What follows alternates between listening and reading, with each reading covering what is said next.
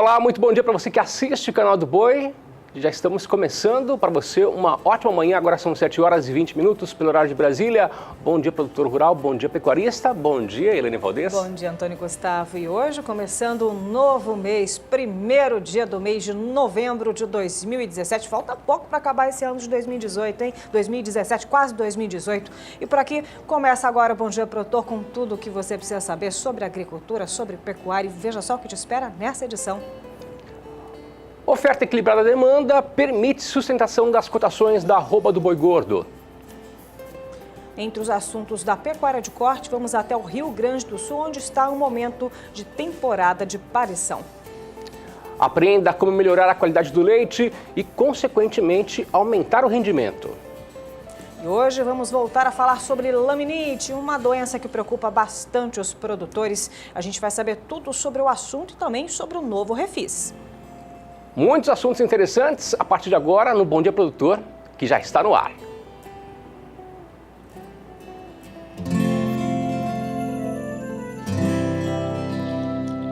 Acorda que o galo já cantou e o sol já vem fazer brotar mais um novo dia.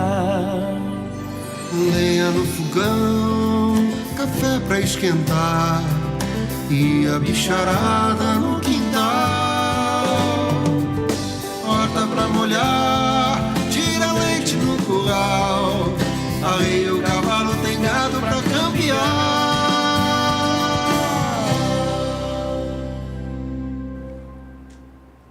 E por aqui, para começar muito bem a sua quarta-feira, nós vamos falar agora sobre o mercado do boi gordo com fechamento de ontem, onde o mês de outubro se encerrou praticamente em estabilidade. Detalhes com Escorte Consultoria. Olá a todos! A restrição quanto ao volume de animais terminados, somado ao ruim escoamento da carne bovina, faz com que ocorra baixa procura pela matéria-prima. A gente não tenha necessidade de busca por matéria-prima. Isso fez com que o mercado ficasse pouco movimentado nessa terça-feira, 31 de outubro de 2017. Das 32 praças pesquisadas aqui na Escorte Consultoria, observamos estabilidade em 22 delas. Entretanto, em estados como Mato Grosso e Mato Grosso do Sul, o bom volume de animais terminados, somado à ruim demanda, fizeram com que os preços caíssem. A gente esperava que agora, com o início do mês, com a proximidade do início do mês e também a proximidade do feriado, ocorresse uma melhora quanto à demanda, mas isso ainda não foi observado. Para curto prazo, fica a expectativa quanto ao comportamento dos frigoríficos que precisam se programar para essa semana menor, Então, quando os pecuaristas acabam saindo das compras, então eles acabam tendo 2 dias a menos de compra.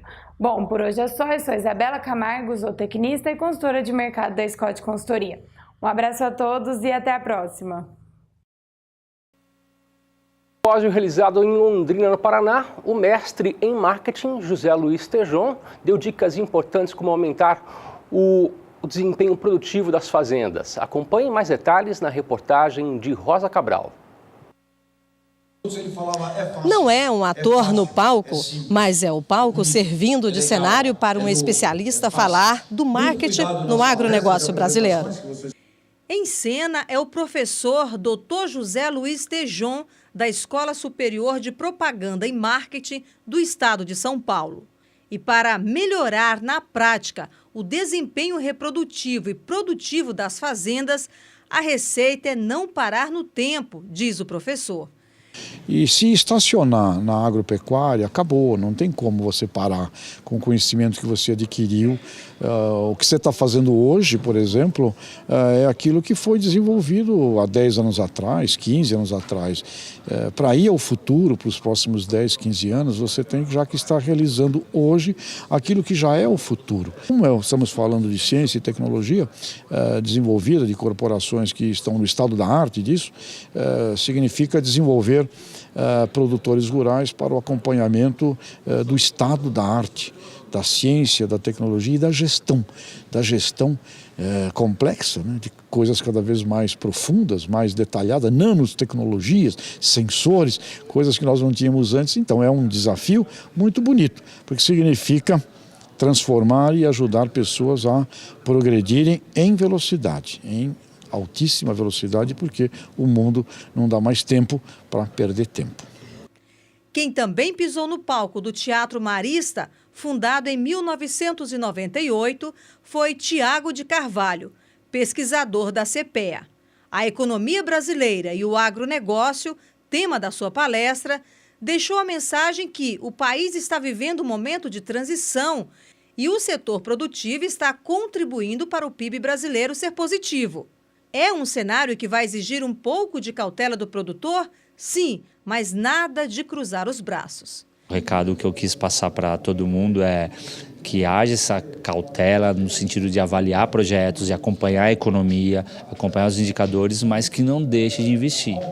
Não deixe de procurar tecnologias, aumentar a produtividade, porque o produtor que se sentir receoso com o investimento e retrair totalmente, ele sai da atividade.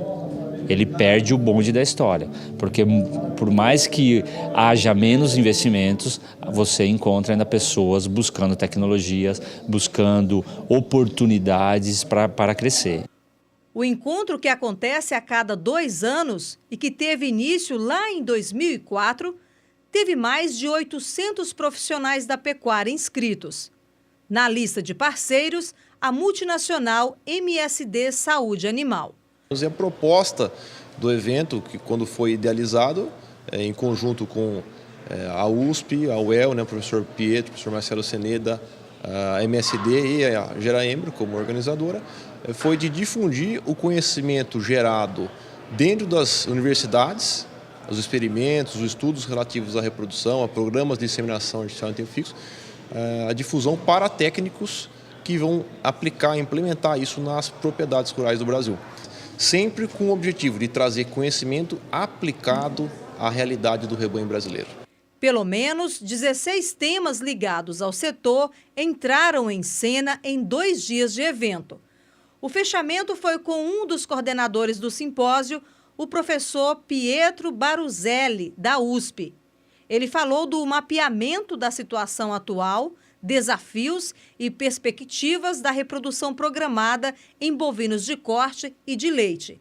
Os temas, segundo ele, são escolhidos traçando um macro cenário das tendências políticas e econômicas do país. Esse evento, tradicionalmente, ele sempre é aberto por economistas que trazem uma visão do nosso setor, uma visão da economia brasileira, uma visão da política brasileira, para que o participante possa criar um cenário onde ele vai ter a possibilidade de verificar o investimento que ele possa fazer em termos de serviço, em termos de produtos, para o setor agropecuário, com um foco especificamente na reprodução animal. O conhecimento faz toda a diferença, não é mesmo? Vamos destacar agora a previsão do tempo. Vamos para aqui, para a região centro-oeste, onde a baixa umidade continua sendo sentida principalmente entre os estados do Mato Grosso e também do estado de Goiás. E os pastos já estão mais debilitados, chuvas bastante irregulares. Juliana Rezende, da Somar Meteorologia, conta para a gente, então, se essas áreas devem receber o maior volume, então, de chuva nesse início do mês de novembro. É com você, bom dia. Agroclima, oferecimento Biomatrix, sinal verde para alta qualidade em grão e silagem de milho. Olá, bom dia a todos. Vai ser na próxima semana que essas instabilidades agora na região centro-oeste vão acabar garantindo pancadas de chuva com melhor distribuição. Então, as áreas mais secas da região, que ficam concentradas entre o Mato Grosso e também grande parte do estado de Goiás, é que vão começar a receber chuvas mais expressivas e de forma mais abrangente. Agora, nos próximos 5 dias, as pancadas ainda vão ser irregulares. Então, tem pancadas de chuva de forte intensidade no sul do Mato Grosso do Sul, norte do estado de Goiás e algumas pancadas também na faixa leste do Mato Grosso. Mas, de maneira geral, a chuva não vai ser bem distribuída, porque em alguns locais vai chover mais mais, outros vai chover um pouco menos. Mas a partir da semana seguinte é que os ventos no alto da atmosfera vão acabar ganhando mais intensidade, trazendo mais umidade para a região centro-oeste. E aí as instabilidades vão acabar distribuindo chuva de forma mais expressiva em grande parte do Mato Grosso, Goiás e também na faixa leste do estado do Mato Grosso do Sul. De maneira geral, a chuva vai ser agora bem distribuída na região centro-oeste, porque os acumulados podem alcançar até 30 milímetros na maior parte dessas áreas escuras, enquanto que alguns locais do nordeste do Mato Grosso e também do norte do estado de Goiás tem previsão de chuva um pouco mais forte ainda e os acumulados podem alcançar até 50 milímetros. No decorrer da semana seguinte, a partir dessa terceira semana, as instabilidades ainda vão seguir ganhando intensidade na região centro-oeste. A atuação de um canal de umidade no centro do país ainda vai seguir intensificando essas chuvas. Agora, as pancadas mais fortes vão ficar restritas entre o norte do estado do Mato Grosso e também o norte do estado de Goiás. Nas demais áreas, a chuva vai ser mais fraca, como é o caso principalmente do estado do Mato Grosso do Sul. Os acumulados não vão passar de 15 milímetros. Então, no decorrer da próxima semana, com as pancadas que vão ocorrer com melhor distribuição na região centro-oeste, justamente nas áreas mais secas, começam a garantir melhores cenários para o crescimento dos pastos e também a garantir melhor potencial produtivo das áreas de pastagens. Daqui a pouco eu volto com mais previsão do tempo. E a Juliana Rezende volta daqui a pouco para falar sobre as principais regiões brasileiras. Daqui a pouquinho mais informações sobre o tempo. Agora o assunto é sobre o mercado de reposição que segue lento, sem muitas movimentações. Isso devido a uma baixa que aconteceu no mercado do boi gordo nas últimas semanas. Isso acabou também afetando o mercado de reposição, que, por exemplo, na última semana do mês de outubro, apresentou um recuo nos valores. Mais detalhes na análise de mercado com a zootecnista Isabela Camargo, da Scott Consultoria. Olá a todos! A restrição quanto ao volume de animais terminados, somado ao ruim escoamento da carne bovina, faz com que ocorra baixa procura pela matéria-prima. A gente não tenha necessidade de busca por matéria-prima. Isso fez com que o mercado ficasse pouco movimentado nessa terça-feira, 31 de outubro de 2017. Das 32 praças pesquisadas aqui na Scott Consultoria, observamos estabilidade em 22 delas. Entretanto, em estados como Mato Grosso e Mato Grosso do Sul, o bom volume de animais terminados, somado à ruim demanda, fizeram com que os preços caíssem. A gente esperava que agora, com o início do mês, com a proximidade do início do mês e também a proximidade do feriado, ocorresse uma melhora quanto à demanda, mas isso ainda não foi observado. Para curto prazo, fica a expectativa quanto ao comportamento dos frigoríficos que precisam se programar para essa semana menor, Então, quando os pecuaristas acabam saindo das compras, então eles acabam tendo 2 dias a menos de compra. Bom, por hoje é só. Eu sou Isabela Camargo, zootecnista e consultora de mercado da Scott Consultoria. Um abraço a todos e até a próxima. E agora tem para você informação pecuarista, informação muito importante. Começa hoje a segunda fase da vacinação contra a febre aftosa em todo o país. Nossa equipe de reportagem de Brasília conversou com o responsável pela campanha do Ministério da Agricultura. Acompanhe.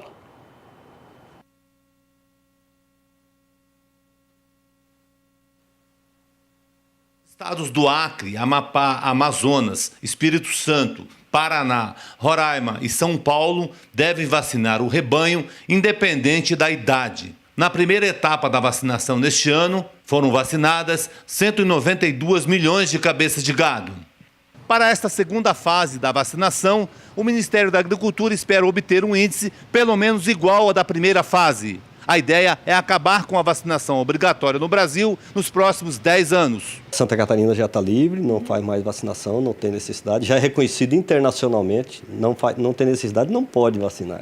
E o Brasil, através do plano estratégico do PINEFA, que começa agora em 2017, vai até 2026, são 10 anos, planeja, tem como meta suspender a vacinação a partir de 2019 no estado do Acre e Rondônia, que é constitui o bloco 1, e até 2023, todos os estados, o Brasil inteiro, livre sem vacinação, livre de febre aftosa sem vacinação. São essas as metas do programa e o programa com os estudos que foram realizados nos dão segurança para propor o alcance dessas metas. Todo o avanço que nós tivemos no programa foi exatamente em razão das vacinações, da imunização dos animais. Historicamente, nós tivemos, a partir de 1992, a entrada da vacina oleosa, que deu um poder antigênico maior, podendo ter um espaço maior entre as vacinações. E é patente que, a partir daí, a redução dos casos de febre aftosa foram ocorrendo e nós tendo cada vez mais o rebanho protegido. A segunda fase da vacinação vai até o dia 30 de novembro. Odacil Canepa para o SBA.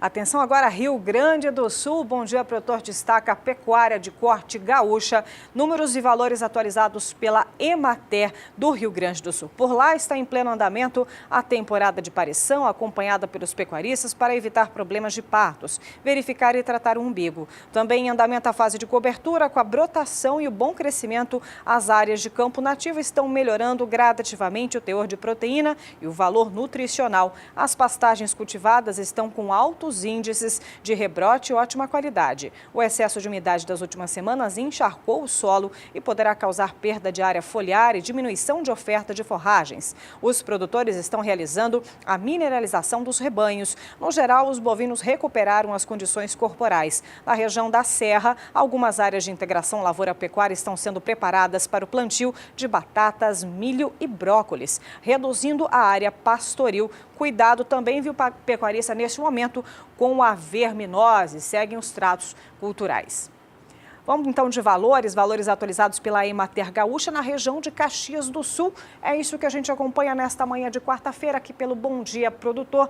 Lembrando que lá no Rio Grande do Sul, ao invés de arroba, utiliza-se o quilo vivo. Portanto, o preço do boi gordo, a média ficou em R$ 5,00 o quilo vivo, a vaca gorda em R$ 4,20, o terneiro em R$ 5,00 o quilo vivo, também novilho sobre ano, R$ 4,70, novilho de 2 anos, R$ 4,80, enquanto que a novilha de 3 anos, R$ 5,50. Já o valor para a vaca descarte está em média R$ 4,00 o quilo vivo, de acordo com a Emater do Rio Grande do Sul, com base lá em Caxias do Sul. Vale ainda destacar que, segundo informações da Emater Gaúcha, na região de Caxias do Sul, houve um carregamento de 220 terneiros de raças europeias com boas condições sanitárias, peso vivo entre 170 e 300 quilos para exportação ao Oriente Médio. Com oferta de preço acima do mercado, foram fechados negócios entre R$ 5,50 e R$ 6,00 o quilo vivo. Valores e também informações sobre a pecuária de corte do estado do Rio Grande do Sul. E depois de todas essas informações, nós vamos para um breve intervalo comercial, mas é bem rapidinho. A gente está voltando o outro bloco, o investimentos. Com muitas informações para você sobre os principais leilões, principais eventos, com transmissão aqui pela rede SBA. E é claro que você não pode perder. Fique por aqui. 7h41. Se o assunto é investimento, o lugar certo é aqui nos canais da rede SBA. Por exemplo, na próxima semana começa aqui o quadro De Olho na Fazenda Canchim, essência da produção. Aliás, esse quadro apresenta para você grandes oportunidades de investimentos. Também é bom lembrar que o quadro vai até o dia 14, quando acontece um leilão especial.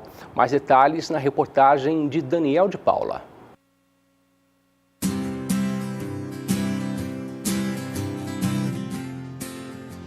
Tudo o que é essencial para a pecuária de corte está nessa raça sintética inventada pela Embrapa há quase 7 décadas. A mescla de charolês com zebu até dispensaria apresentações pela fama que o canchim, resultante desse cruzamento, ganhou produzindo carne a campo com toda a sua imponência e precocidade.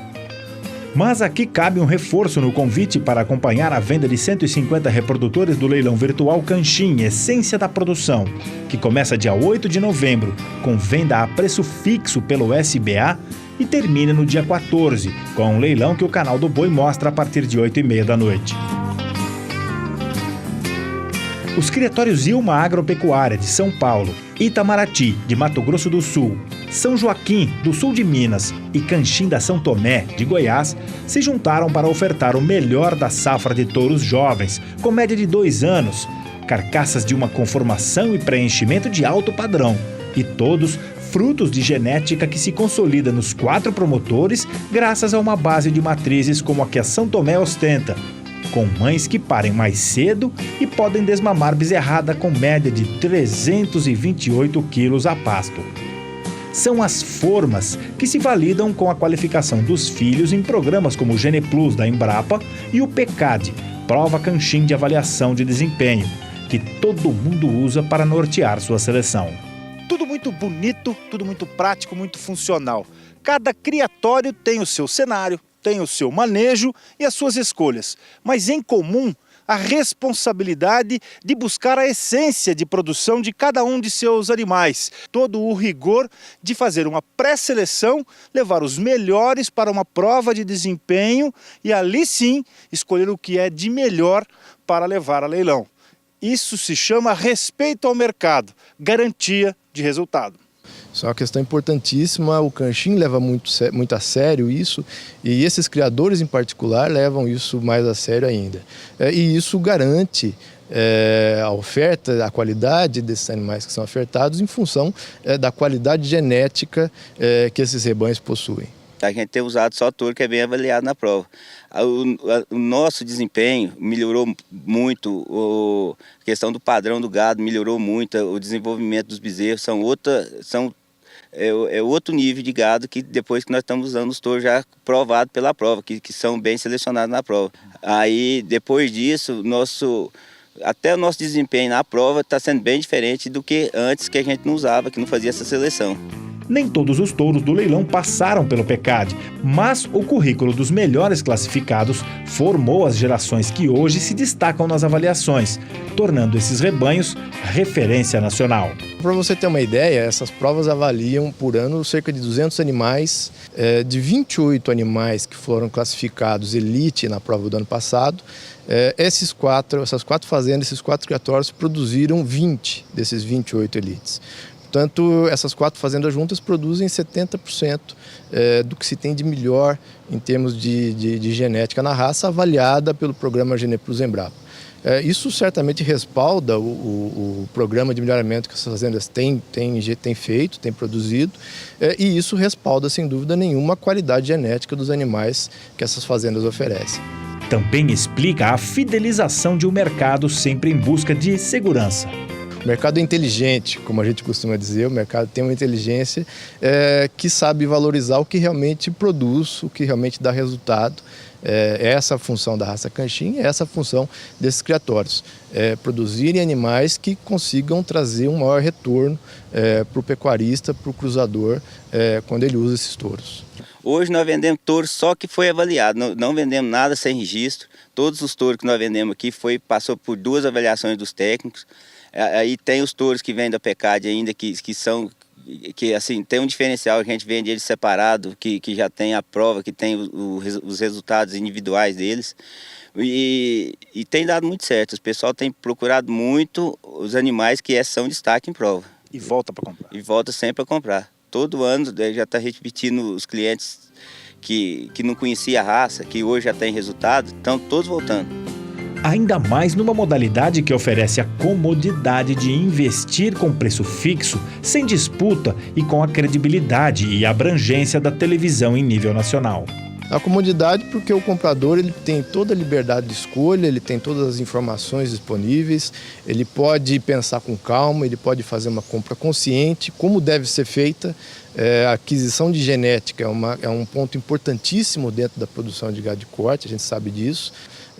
E certamente a raça Canchim e esses criatórios estão dispostos a oferecer isso ao pecuarista moderno, que é o que ele merece. Quem também quer esse benefício não pode perder o leilão virtual Canchim Essência da Produção, que o SBA mostra a partir do dia 8 de novembro, com preço fixo, e que termina com o leilão do dia 14, 8h30 da noite, pelo canal do Boi.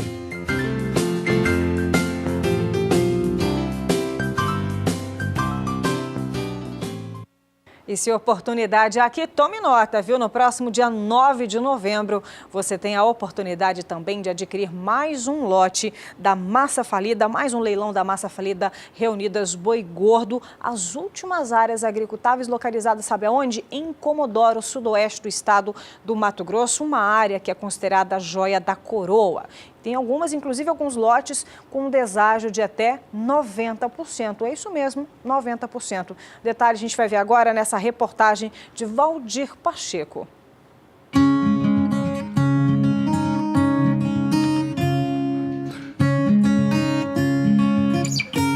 A Chapada dos Parecis, nesta estação da primavera, é um verdadeiro santuário ecológico, onde fauna e flora manifestam toda a sua beleza. A Chapada está localizada no sudoeste de Mato Grosso, no corredor da BR-364, que abrange 4 municípios produtores: Campo Novo do Parecis, Sapezal, Campos de Julho e Comodoro, formando assim o grande polo de produção com soja, milho, pluma de algodão, girassol, cana para a produção de etanol e açúcar. A região está em pleno plantio da safra 2017-2018 com a cultura da soja, e na sequência vem o plantio da segunda safra com milho e algodão. Mato Grosso se tornou um grande produtor de grãos, mas na região falta armazém para estocar toda essa produção. O milho na safra passada em muitas regiões ficou estocado a céu aberto. E é exatamente aqui no município de Comodoro que está a joia da coroa, a melhor fazenda da massa falida Boi Gordo. A Fazenda 8 possui uma unidade de armazém graneleiro com capacidade para 1 milhão de sacas com fundo formato V, o que facilita o escoamento dos grãos. A casa de máquinas contém equipamentos como máquina de pré-limpeza, secador com fornalha e um tombador hidráulico instalado na moega de recepção, o que agiliza o recebimento dos grãos durante a colheita. Esta unidade conta com uma pista de pouso para aviões de porte médio com hangar, escritório moderno com balança digital, galpão para proteger os maquinários e casas para os funcionários. Tudo isso em perfeitas condições de funcionamento, pronto para receber a safra 2017-2018. No mapa, podemos observar que as fazendas da massa falida Boi Gordo em branco já foram vendidas. As que estão numeradas são áreas agricultáveis de 5 a 6 mil hectares para a integração lavoura e pecuária e área de matas nativas para a compensação ambiental. Estas fazendas estarão disponíveis no próximo leilão da massa falida Boi Gordo em São Paulo no dia 9 de novembro, às 14 horas, horário de Brasília. Tá aí. Com esse déficit em armazenagem no estado que mais produz no país, esta é uma oportunidade para você investir no agronegócio mato-grossense. E com toda a garantia desse retorno do investimento em curto espaço de tempo, já para esta safra 2017-2018 que está em pleno andamento. Se você quiser mais informações sobre esse leilão, acesse o site que aparece no seu vídeo, lute.com.br/boigordo, ou por telefone 0 operadora 11 3266 2771.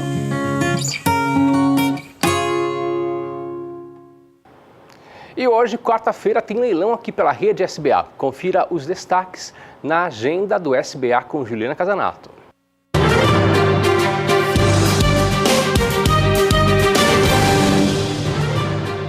Olá pessoal, tudo bem? Estou de volta para falar para você de um grande evento da nossa agenda do SBA que acontece nesta quarta-feira e, claro, você será o nosso convidado especial.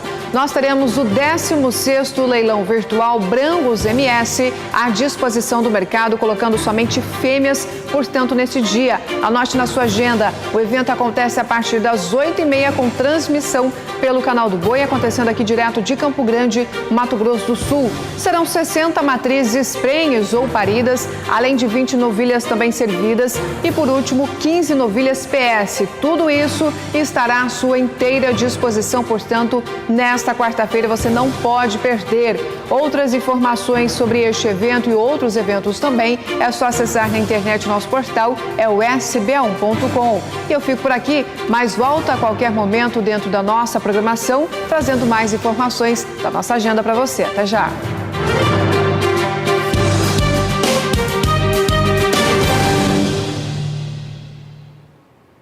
Obrigada, Juliana Casanato, pelas informações da agenda SBA. E olha, o dia 9 de novembro está muito especial, viu? Quer ver só? A gente vai transmitir também através do Agrocanal o 7º leilão Fazendas HE Muares, com transmissão a partir das 20h30, 8h30 da noite pelo horário de Brasília, em oferta mulas, burros, muares e éguas. A gente vai acompanhar detalhes dessa grande oferta no dia 9 de novembro, no quadro Grandes Criatórios, agora com Daniel de Paula. A paixão pelos muares não tem fim. E é pensando nisso que essa dupla organiza o 7º leilão virtual Fazendas HE, que o Agrocanal mostra dia 9 de novembro, a partir das 8h30 da noite, com 50 lotes da mais alta qualidade. Foi transformando em negócio esse grande amor pelos muares que 9 anos de seleção com investimentos em genética contagiaram um mercado sempre aberto ao que é bom. A partir de éguas consagradas de grandes criatórios e jumentos com produções comprovadas e recomendação de especialistas, as fazendas HE multiplicaram seu plantel para atender uma demanda cada vez maior. O muar evoluiu demais nos últimos anos e nós tentamos acompanhar toda essa evolução, com animais belíssimos, muito bem criados, de uma índole excepcional, donos de uma excelente morfologia.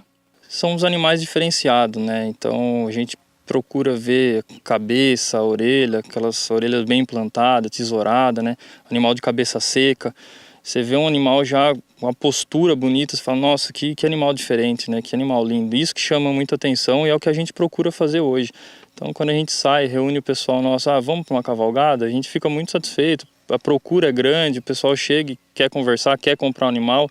Então isso é o sinal de um belo trabalho, né? Isso que a gente procura fazer em todos os animais. Todos mesmo, de todas as eras, pelagens e linhagens. A diversidade dessa tropa atende qualquer desejo e se destina a qualquer fim, já que as fazendas HE sempre priorizaram animais que, desde jovens, mostram versatilidade, conforto, temperamento, morfologia desejada para qualquer finalidade, pilares que essa seleção reforça a cada geração. O nosso foco é andamento, né? Andamento, morfologia, né? A docilidade, né? Que seria a índole deles. Então é isso que a gente vem agregar. E agora a pelagem também, né? Então pelagem, eu gosto de mula, para mim tem que ser preta. O outro fala, não, para mim tem que ser baia, tem que ser calçada. Então é variados gostos, né? Então tem para tudo. Então é o que a gente busca hoje fazer, graças a Deus estamos conseguindo tirar animais diferenciados. Tirar e compartilhar com o mercado, como o que vem nessa venda especial na forma de animais jovens, animais a ponto de doma, mulas e burros de patrão, éguas paridas, tudo com pelagens exóticas, um cardápio completo. 7º leilão virtual Fazendas HE, 9 de novembro, 8h30 da noite, com transmissão do Agrocanal.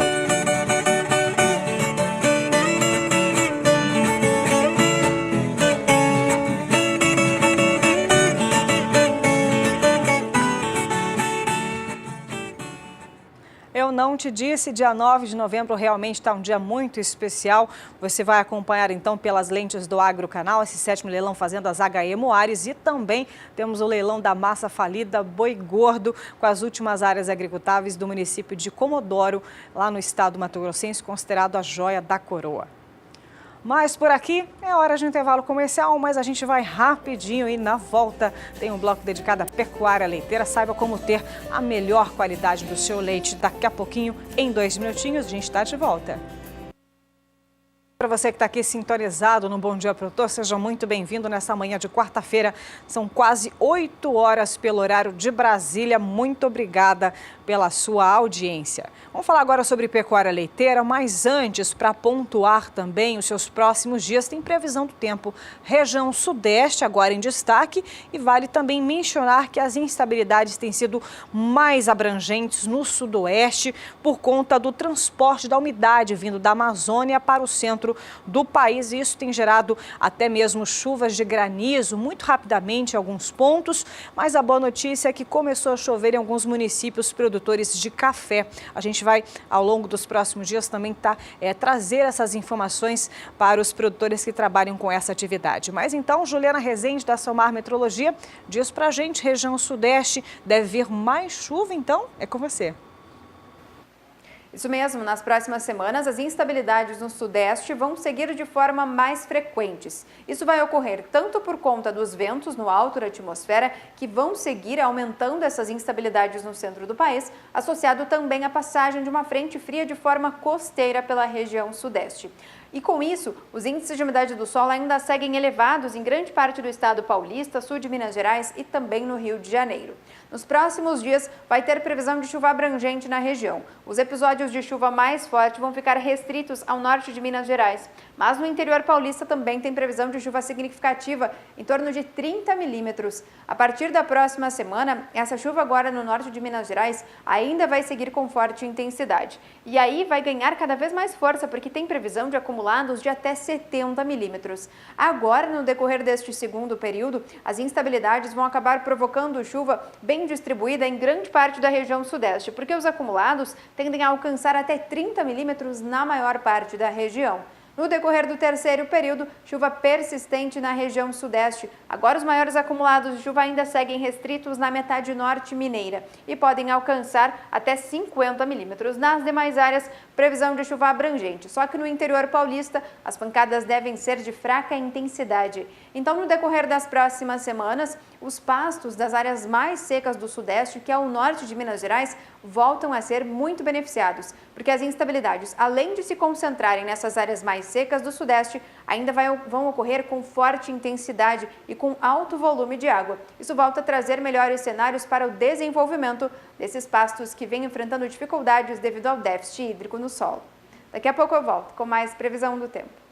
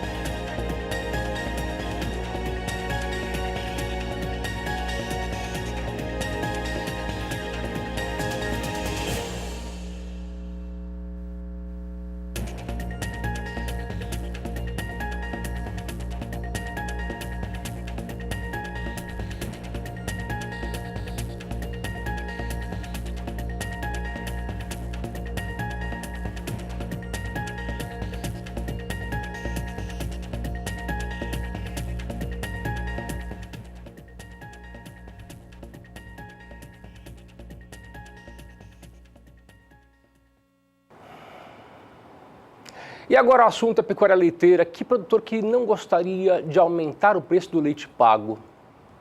Exatamente sobre isso que a gente vai falar agora.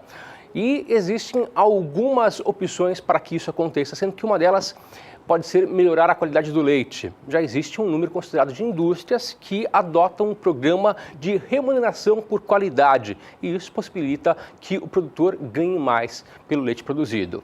A qualidade da silagem é um fator importante quando se fala na alimentação desse gado. Sobre esse assunto, a gente aborda agora no Bom Dia Entrevista.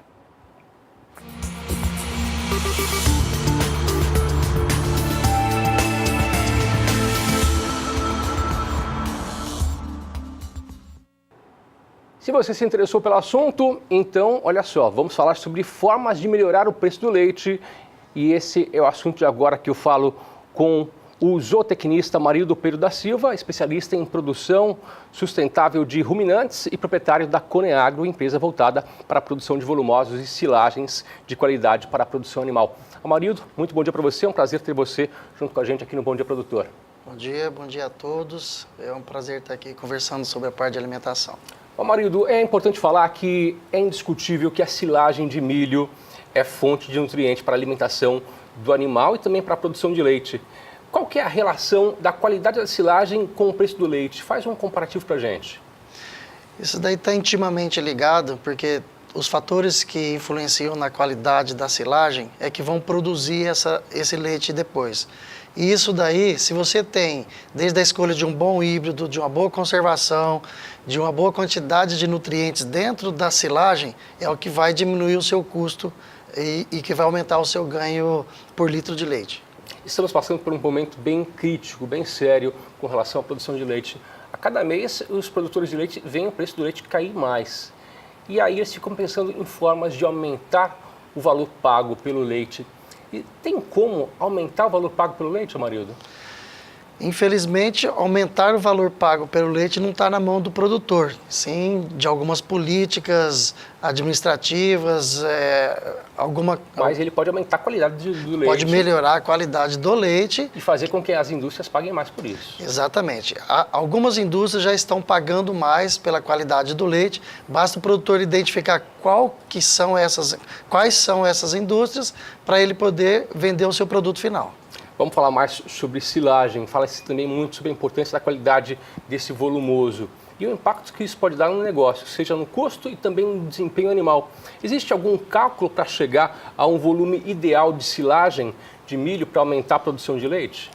A qualidade? Sim, esse cálculo é feito em cima de alguns parâmetros da qualidade da silagem, que são feitos em cima de matéria seca, de amido, do processamento, do NDT da silagem e também da digestibilidade desse NDT, que são os nutrientes que o animal realmente vai absorver, vai transformar em matéria-prima, que é o leite. Então são fatores que o produtor deve ficar atento. Muito atento, muito atento. E para que ele chegue até esse resultado, para que ele chegue até esse fator de se a silagem é de boa qualidade ou não, ele tem que fazer algum exame? Existe o exame bromatológico, por exemplo, ele pode fazer esse exame?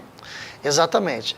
Esse exame é muito simples, essa análise bromatológica que a gente chama muito simples, só que infelizmente muitos produtores deixam de fazer e usam apenas a literatura em vez de saber da qualidade que está a sua silagem. Então, se ele fez uma silagem com qualidade boa, basta fazer a análise bromatológica e depois fazer a dieta em cima daquela análise bromatológica. E a análise vai detectar o quê?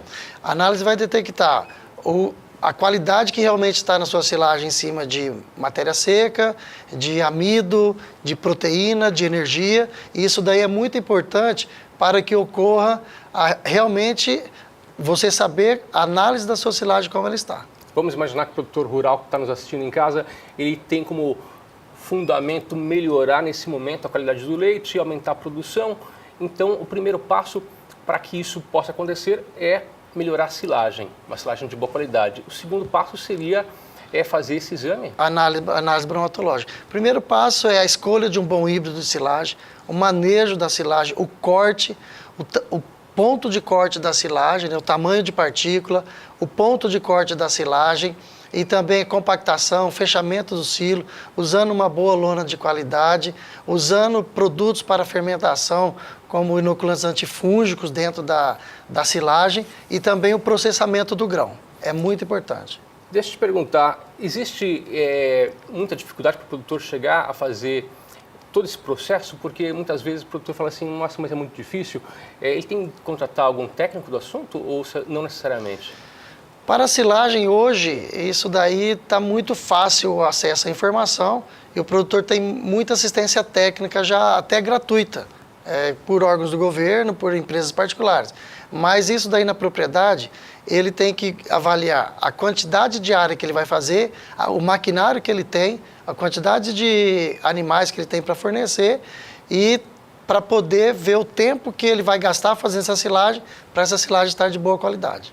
Existe um fator que é o IQS, Índice de Qualidade da Silagem. E recentemente a Exalc Lab, né, um laboratório de pesquisas da Exalc, desenvolveu um parâmetro. Nós temos uma tela que mostra exatamente esse parâmetro e eu peço que você comente para a gente. Vamos ver aqui a tela com relação à qualidade da silagem, é o IQS. Nós temos ali, ó, o IQS e o índice. Isso. Seria um ranking, né? Ali aparece como as classificações bronze, prata, ouro e diamante. Como você avalia essa qualidade da silagem? Comenta pra gente um pouquinho. Exatamente. A Exalc, ela elaborou isso daí em cima de matéria seca, em cima de amido, acima do processamento do grão e acima de FDN e digestibilidade do FDN. Não que a sua silagem, se ela esteja no bronze ou no prata, que ela vai estar ruim, mas esse é um índice próprio da Exalc, do laboratório, que eles desenvolveram para poder avaliar a silagem das amostras que os produtores mandam para eles. E claro que quanto mais próximo de 100%, a sua silagem estaria melhor. Nós temos, em cima do processamento, do amido, da matéria seca, realmente esses são os parâmetros que mais dão a avaliação de uma boa silagem ou não. Então vamos ver se eu entendi. Com o exame bromatológico em mãos, ele tem alguns parâmetros que vão chegar a essa pontuação. Isso, através de um técnico você vai fazer a leitura da análise, né? São em torno de 20 itens que são analisados, mas principalmente esses que eu falei para você, e aí ele vai estar classificando dentro desse padrão aí, para poder falar se a sua silagem está numa boa qualidade ou não. Perfeito. Também nós temos mais duas telas, que é um comparativo de um estudo realizado pela Exalc Lab. Vamos ver. Esse comparativo mostra uma silagem de boa qualidade e uma silagem de média qualidade. Nós temos ali o gráfico, onde Sim. você pode ver que a silagem de boa qualidade tem alguns fatores que sobressaem pelo indicador. Comenta com a gente aqueles fatores ali, que seriam aqueles fatores ali, o MS, o PB, o FDA... Esse aí é o seguinte, a matéria seca, então eu vou fazer um parâmetro rapidamente, é matéria seca que é a silagem, que é aquilo que realmente o animal vai absorver a ingestão de matéria seca, que é onde estão os nutrientes. É proteína bruta, que é o que o animal precisa também. A proteína ela não se torna o mais caro da silagem, sim a parte de energia e digestibilidade do animal. FDA e FDN, que tem que estar intimamente ligado, que são a relação da parte que vai ser digestível da fibra do alimento, e o amido, que se torna um dos mais importantes, que quanto mais amido você tem na silagem, melhor é a sua silagem, que é o que tem que estar pronto para a fermentação e o que vai fazer produzir o leite. O KPS é a parte de processamento, que é o tamanho da partícula, que é muito importante na parte de da digestibilidade do material. E também a digestibilidade do FDN, como eu falei para você. Tá? E o IQS são todos esses fatores juntos, de matéria seca, amido e digestibilidade, onde ele vai dar o índice de qualidade da silagem. Perfeito. E nós temos uma outra tela que mostra um comparativo. Nesse comparativo, o produtor pode acompanhar as composições das duas dietas e também o custo diário da alimentação da vaca por dia. Comenta com a gente. Vamos falar um pouquinho sobre a silagem A e a silagem B de milho ali. Essa tela mostra claramente que quando você tem uma silagem que você tem um maior teor de amido, como nós vimos na tela anterior, e ele vai ter muito mais energia, você vai ter menor inclusão de milho moído na silagem, na dieta. Por quê? Porque o amido é a que dá energia e o milho, o grão, também é que dá energia. Nessa silagem A, nós temos a inclusão de milho moído só de 1,6 quilos, enquanto nós temos que acrescentar 5,1 quilos de milho moído na silagem B. Sim. Então isso daí, hoje o milho é um dos maiores custos que tem dentro da dieta. Acaba tendo um gasto maior, né? Muito maior, muito maior. Nessa dieta do custo da alimentação de vaca da silagem A, ela se torna mais barata do que a silagem B, devido ao menos custo com a alimentação, com a qualidade da silagem. Ele gastando menos com a alimentação, ele vai ter um melhor lucro no leite. Perfeito. Produção de leite. E é importante também lembrar que o produtor ele pode ter acesso a essas informações, né, através da internet ou através também de algum técnico, né? Pode buscar uma assistência técnica para ter esse conteúdo. Também pode melhorar a qualidade do leite, pode vender o leite com preço melhor para a indústria. Para chegar nesse resultado, você acha que o produtor leva quanto tempo? Pode ser no primeiro ano mesmo, basta ele ter uma orientação técnica correta. Há 4 anos atrás nós fizemos uma análise do parâmetro da qualidade de silagem no sul do Brasil, Paraná, Rio Grande e Santa Catarina, em 44 propriedades. Esse ano e o ano que vem nós vamos fazer aqui no estado para ver o panorama de como está a silagem de milho no Mato Grosso do Sul. Porque basicamente a silagem para leite é de milho, que é o que mais se torna uma relação melhor de custo-benefício. O produtor ele pode, no primeiro ano, a partir de agora, o ideal é ele se organizar, né? Planejamento. Mas no primeiro ano ele já pode ter, basta ter a informação correta. Perfeito. Conversei com a Amarildo Pedro da Silva, um assunto muito importante, ele que é zootecnista e também ele é proprietário da Coneagro, empresa voltada para a produção de volumosos e silagem de qualidade para a produção animal. Amarildo, muito obrigado pela presença, obrigado, pela participação. eu que agradeço. O assunto é muito interessante, vamos voltar a falar sobre esse assunto aqui com você no Bom Dia. Com certeza. Nós vamos agora para as cotações do leite. Veja.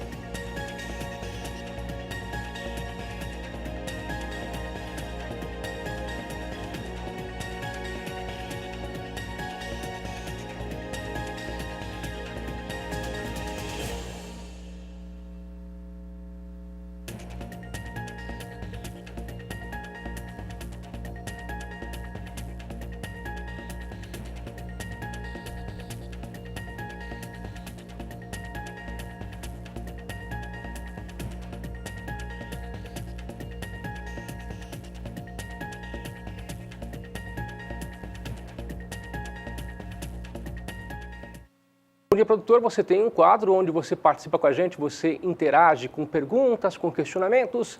E se você tem dúvidas também, pode nos mandar, porque você pode participar do Você no Bom Dia.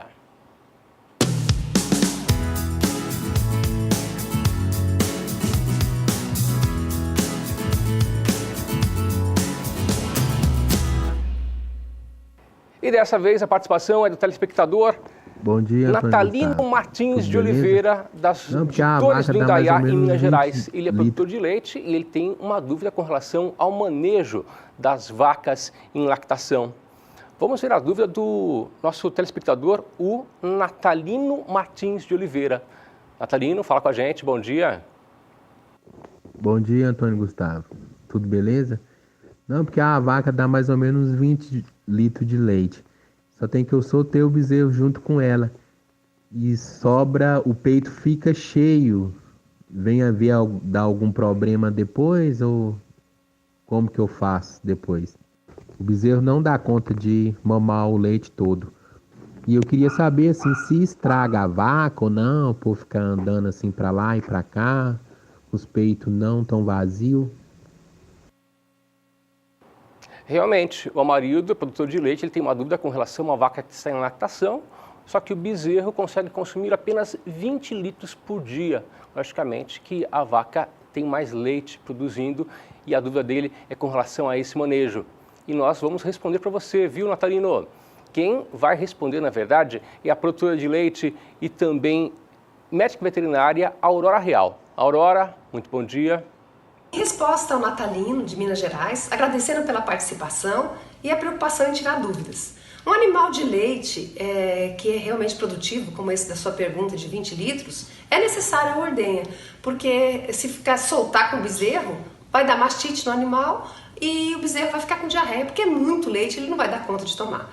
Ele vai tomar por volta de uns 6 litros dia. Então seria o ideal ordenhar e deixar um peito para o bezerro. Aí entra a nossa preocupação com o pré e o pós-ordenha, as questões de higiene e as questões realmente de atender o manejo desse animal. A importância de se passar esse animal antes, de se prestar atenção no pré-natal da vaca, né? E que a preocupação da gente é que um mês antes a gente já esteja pensando nesse animal. Então, o ideal é secar a vaca 60 dias antes de parir e prestar atenção nesse animal 30 dias antes, para que ele realmente já entre na ordenha sem essa questão e essa preocupação de soltá-lo a campo com o bezerro. Perde-se o leite, deixa-se de ganhar dinheiro e pode-se perder a vaca, perder teto e perder o bezerro. Agradecemos a participação da Aurora Real, ela que é produtora de leite, também médica veterinária, e agradecemos a participação do telespectador, o Natalino de Dores do Indaiá, em Minas Gerais, que mandou para a gente o seu questionamento, a sua dúvida, e esse quadro você também pode participar. O nosso contato é o 679-9264-7810. Mande sua pergunta, seu questionamento, através de áudio, vídeo ou também escreva sua mensagem pelo aplicativo WhatsApp, o WhatsApp do Bom Dia. Elaine? E por aqui, continuando com informações para você, você sabe que temos empresas parceiras que vêm garantindo a vários produtores de todo o Brasil maior produtividade e, consequentemente, rentabilidade. A gente está agora no período de formação de pastagem, está renovando a sua pastagem? Então preste muita atenção, porque agora nós vamos conversar com o engenheiro agrônomo Guilherme Beretta, da Germipasto, para dizer para você, para facilitar o seu serviço, existe a VDTEC Multi. É isso mesmo, Beretta? Bom dia. Olá, Elaine, bom dia a todos que nos acompanham. Olha, Elaine, é isso mesmo, a VDTEC Multi, uma máquina lançada esse ano, aliás, o primeiro modelo da VDTEC foi lançado em 2012, e de lá para cá realmente é um instrumento de trabalho que você pode contar. É uma máquina genuinamente brasileira, produzida aqui pela Germipasto, aqui em Campo Grande, no Mato Grosso do Sul, e que tem o propósito de melhorar o plantio da sua semente de pastagem. Afinal, é uma máquina elétrica ligada na bateria do trator, e que com a Multi você vai trabalhar desde sementes de alta pureza até sementes convencionais. Regula de 2 até 30 quilos por hectare e tem uma largura de trabalho, então ela lança a semente ao solo de 3,5 metros até 14 metros. É um instrumento que realmente faltava para você, produtor rural, você que tem uma agricultura de precisão, tem uma pecuária de precisão e precisa necessariamente ter um pasto bem formado. Eu indico para você, sem dúvida, as VDTECs, tanto a Plus como a Multi. E são máquinas que, além da precisão, trazem também economia. E aí você me pergunta, olha, Guilherme, como assim economia? Bom, como é uma máquina elétrica ligada na bateria, como eu já disse, você tem a opção de instalá-la tanto na dianteira como na traseira do trator. Dessa forma, nós conseguimos, nessa mesma operação, nesse mesmo trator, colocar um segundo equipamento, que seria a grade niveladora ou o rolo compactador, e aí nós temos aí semeadura e incorporação na mesma operação, economia de pelo menos R$ 50 por hectare. Então, sem dúvida, além da precisão, economia, e essa palavra soa muito bem no setor da agropecuária. Olha, meus amigos, eu trouxe um vídeo, nós tivemos recentemente em Ribeirão Preto, durante a AgriShow, e lá nós entrevistamos diretores da Germipasto, o seu Deli e também o seu Valmor, e eles falam exatamente da evolução da VDTEC. Dá uma olhada aí.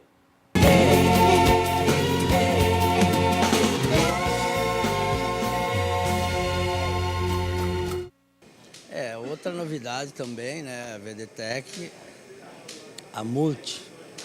É uma terceira geração, vamos dizer assim, que é um complemento da VDTEC Plus. Mais uma vez pioneira, de uma forma, de uma máquina excepcional, não existe no mercado, uma máquina que realmente ela vai atender tanto o agricultor como o pecuarista, uma máquina que te dá uma economia muito grande, porque hoje todo o agropecuarista está procurando o sucesso, mas com economia. E hoje, com essa máquina, ele consegue uma economia extraordinária. Eu sou agricultor há mais de 40 anos e hoje que eu estou vendo uma máquina que se paga com 250 hectares de plantio. Ela já se pagou com a economia que tu faz no óleo diesel, no plantio. Então é uma máquina excepcional, uma máquina que consegue plantar 10, 20 anos. Com uma manutenção muito pequena, Então é uma coisa excepcional. Ela é toda eletrônica, ela é elétrica, não depende de cardan, de graxeiras, bem prática e resistente para o nosso amigo produtor aí que muitas vezes está na fazenda, longe, e depende de peças, ela é muito econômica quanto às revisões. E é uma máquina que vem aí para agregar valores na fazenda. E eu planto soja, planto milho, planto braquiária, eu colho. Eu nunca vi um implemento tão barato e que se paga tão facilmente igual essa nossa VDTEC.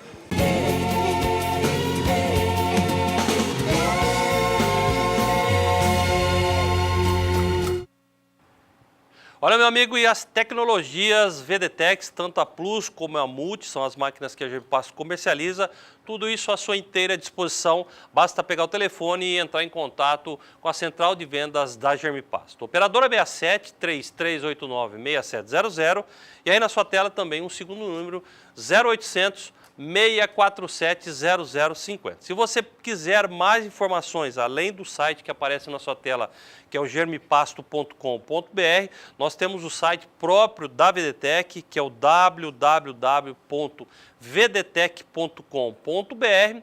Lá nas mídias sociais você também pode acionar a Germipasto através do Facebook e também do Instagram.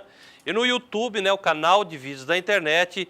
Desses 550 vídeos que a gente tem lá postado, grande parte falando um pouquinho mais das características da VDTEC Plus e também da VDTEC Multi.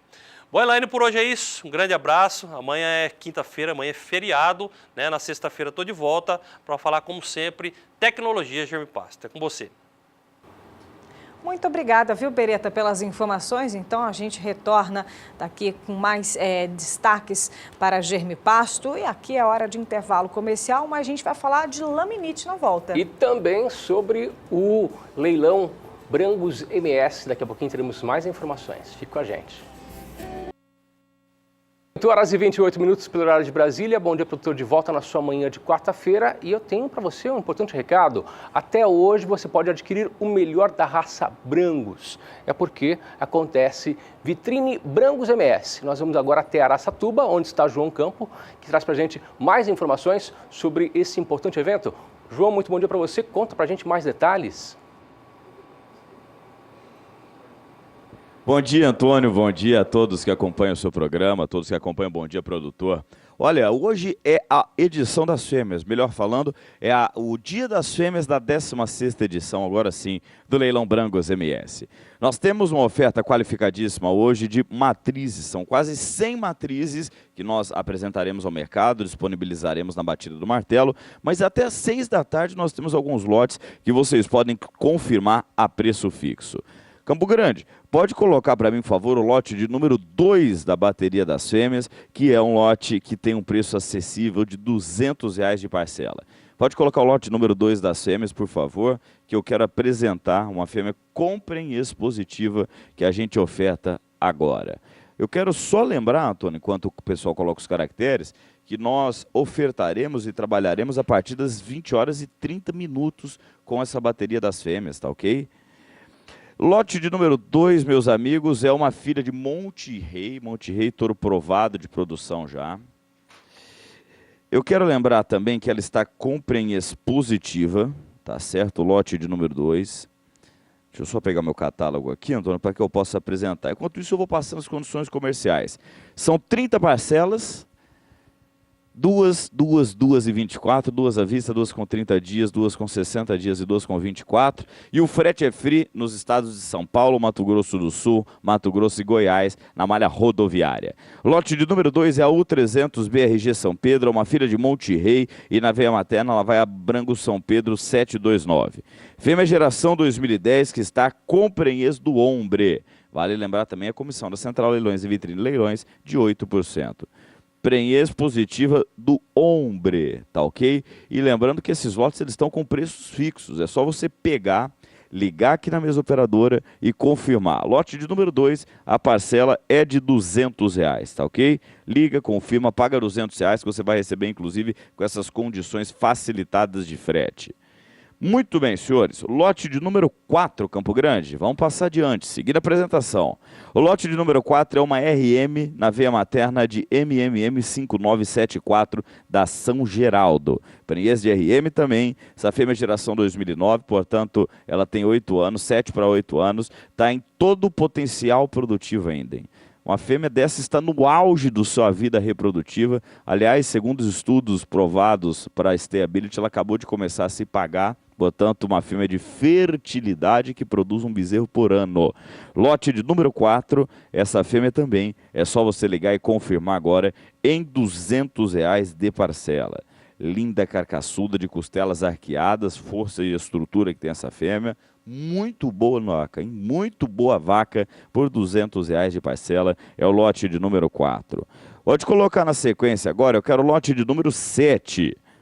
O lote 7, meus amigos, o lote 4 está com prenhez, aliás. O lote 2 estava com prenhez do Hombre. E o lote número 7 é uma filha direta do Hombre, desse touro provado, o touro norte-americano, que é um sucesso na atualidade na produção.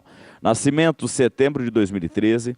A veia materna é U22BRG da São Pedro, que vai no sangue do patrão da Las Lilas, portanto, traz o melhor da genética norte-americana com o Hombre, com o melhor da genética argentina na sua veia materna, com o sangue da Las Lilas. Lote de número 7, também em R$200. É só você pegar, ligar na mesa operadora agora e confirmar, tá bem?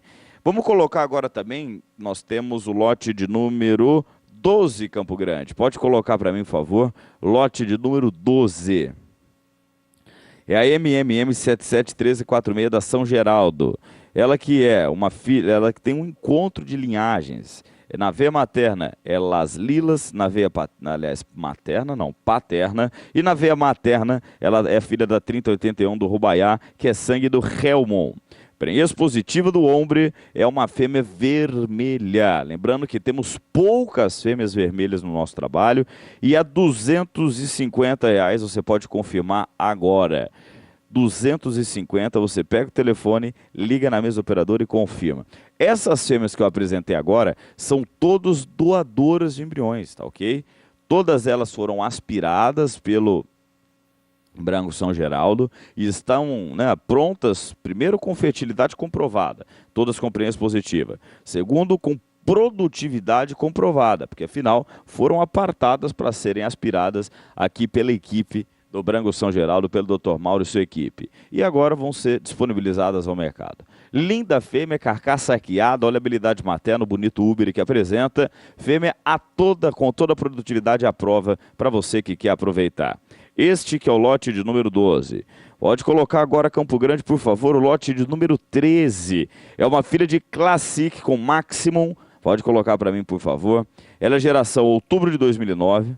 Ela é Classic na Cristo Rei 4502 e vem parida de macho de uma das grandes sensações da atualidade, o Francesco. Sabe quanto? R$250 de parcela. R$250 de parcela apenas. Você pega o telefone, liga na mesa operadora e aproveita agora com o preço fixo. Lembrando que todos os produtos irão a leilão a partir das 20h30 de hoje, com a 16ª edição do Leilão Brangos MS, participação especial delas, das fêmeas dentro do nosso trabalho, é o lote de número 13. E nós temos novilhas também, tá ok? Quero lembrar a toda a nossa audiência que não só de fêmeas adultas é composta a nossa oferta, nós temos novilhas, e eu vou pegar uma aqui para a gente ver, quer ver? Primeiro põe o lote 20, Campo Grande, depois eu apresento as novilhas. Deixa eu apresentar o lote número 20, que são duas fêmeas, é uma dupla maravilhosa. Nessa dupla, elas têm também 7 para 8 anos. Nós temos uma filha do Bright Side of Brinks, ou Brinks Bright Side, e uma filha do Sun Advantage. Linhagem materna Malibu e linhagem materna Helmon. As duas de novembro de 2009, portanto 8 anos tem as fêmeas, as duas com prenhez positiva. Uma do Igapó e a outra delas prenhez DRM. E aqui também, meus amigos, R$200 de parcela. Apenas R$200 você pega, liga na mesa operadora e aproveita agora, sem disputar com ninguém, essa oferta muito especial, este que é o lote de número 20. Quero lembrar das 30 parcelas, frete free no Mato Grosso do Sul, São Paulo e no Goiás, e que o leilão é hoje às 20h30. Portanto, quem não confirmar, estiver aguardando, anota aí, 8h30 da noite é o leilão do Vitrine Brangos MS, é a 16ª edição do Leilão Brangos MS, tá certo? Muito bem. Lotes apresentados, cumprimos o nosso compromisso aqui no Bom Dia Produtor. Eu quero só fazer um convite especial aos senhores que estão sintonizados aqui conosco. Domingo, dia 5 de novembro, nós temos a participação do Grupo Quilombo aqui no SBA, numa promoção da Central Leilões e da Leilo Grande, onde nós teremos 110 touros, oriundo de um dos trabalhos mais criteriosos da raça, que é o trabalho da Quilombo. Casa de líder de sumário de 7176 da Pediz, de 7308 da Pediz, de 4165 da Pediz, touros provados dentro do sangue Quilombo. Casa das maiores provas de ganho de peso a pasto do Brasil que já foram realizadas lá na Fazenda Perdizes. São 110 reprodutores no domingo e eu conto com a audiência de todos vocês a partir das 14 horas no horário de Brasília. Tá bom? Se eram os compromissos, então, que eu queria fazer o convite, Antônio, devolvo o sinal aí agora, Campo Grande. Eu volto mais tarde com mais informações. É com vocês. Obrigado, abraço, bom dia. Obrigado, João, pelas informações. João que volta a qualquer momento aqui na programação da Rede SBA para falar mais sobre a vitrine Brangos MS. Elaine? E por aqui a gente tem agora informação importante para você. O papel aqui do Bom Dia também é te passar orientações para que você não sofra com alguns problemas, saiba identificar algumas doenças. E olha, eu vou falar agora uma das doenças que mais preocupam os produtores que trabalham com cavalos e até mesmo touro de exposição, vaca de exposição, vaca leiteira, que é a laminite, popularmente conhecida como aguamento. É uma doença que afeta uma patologia que atinge o sistema locomotor. Um assunto recorrente aqui no Bom Dia Produtor, que vira e mexe. Temos recadinhos através dos nossos aplicativos de conversa, o WhatsApp, de produtores perguntando o que fazer, se tem algum remédio, e realmente não existe remédio para a laminite. E como dizia já o velho ditado, é melhor prevenir do que remediar. A laminite é assunto do Bom Dia Entrevista.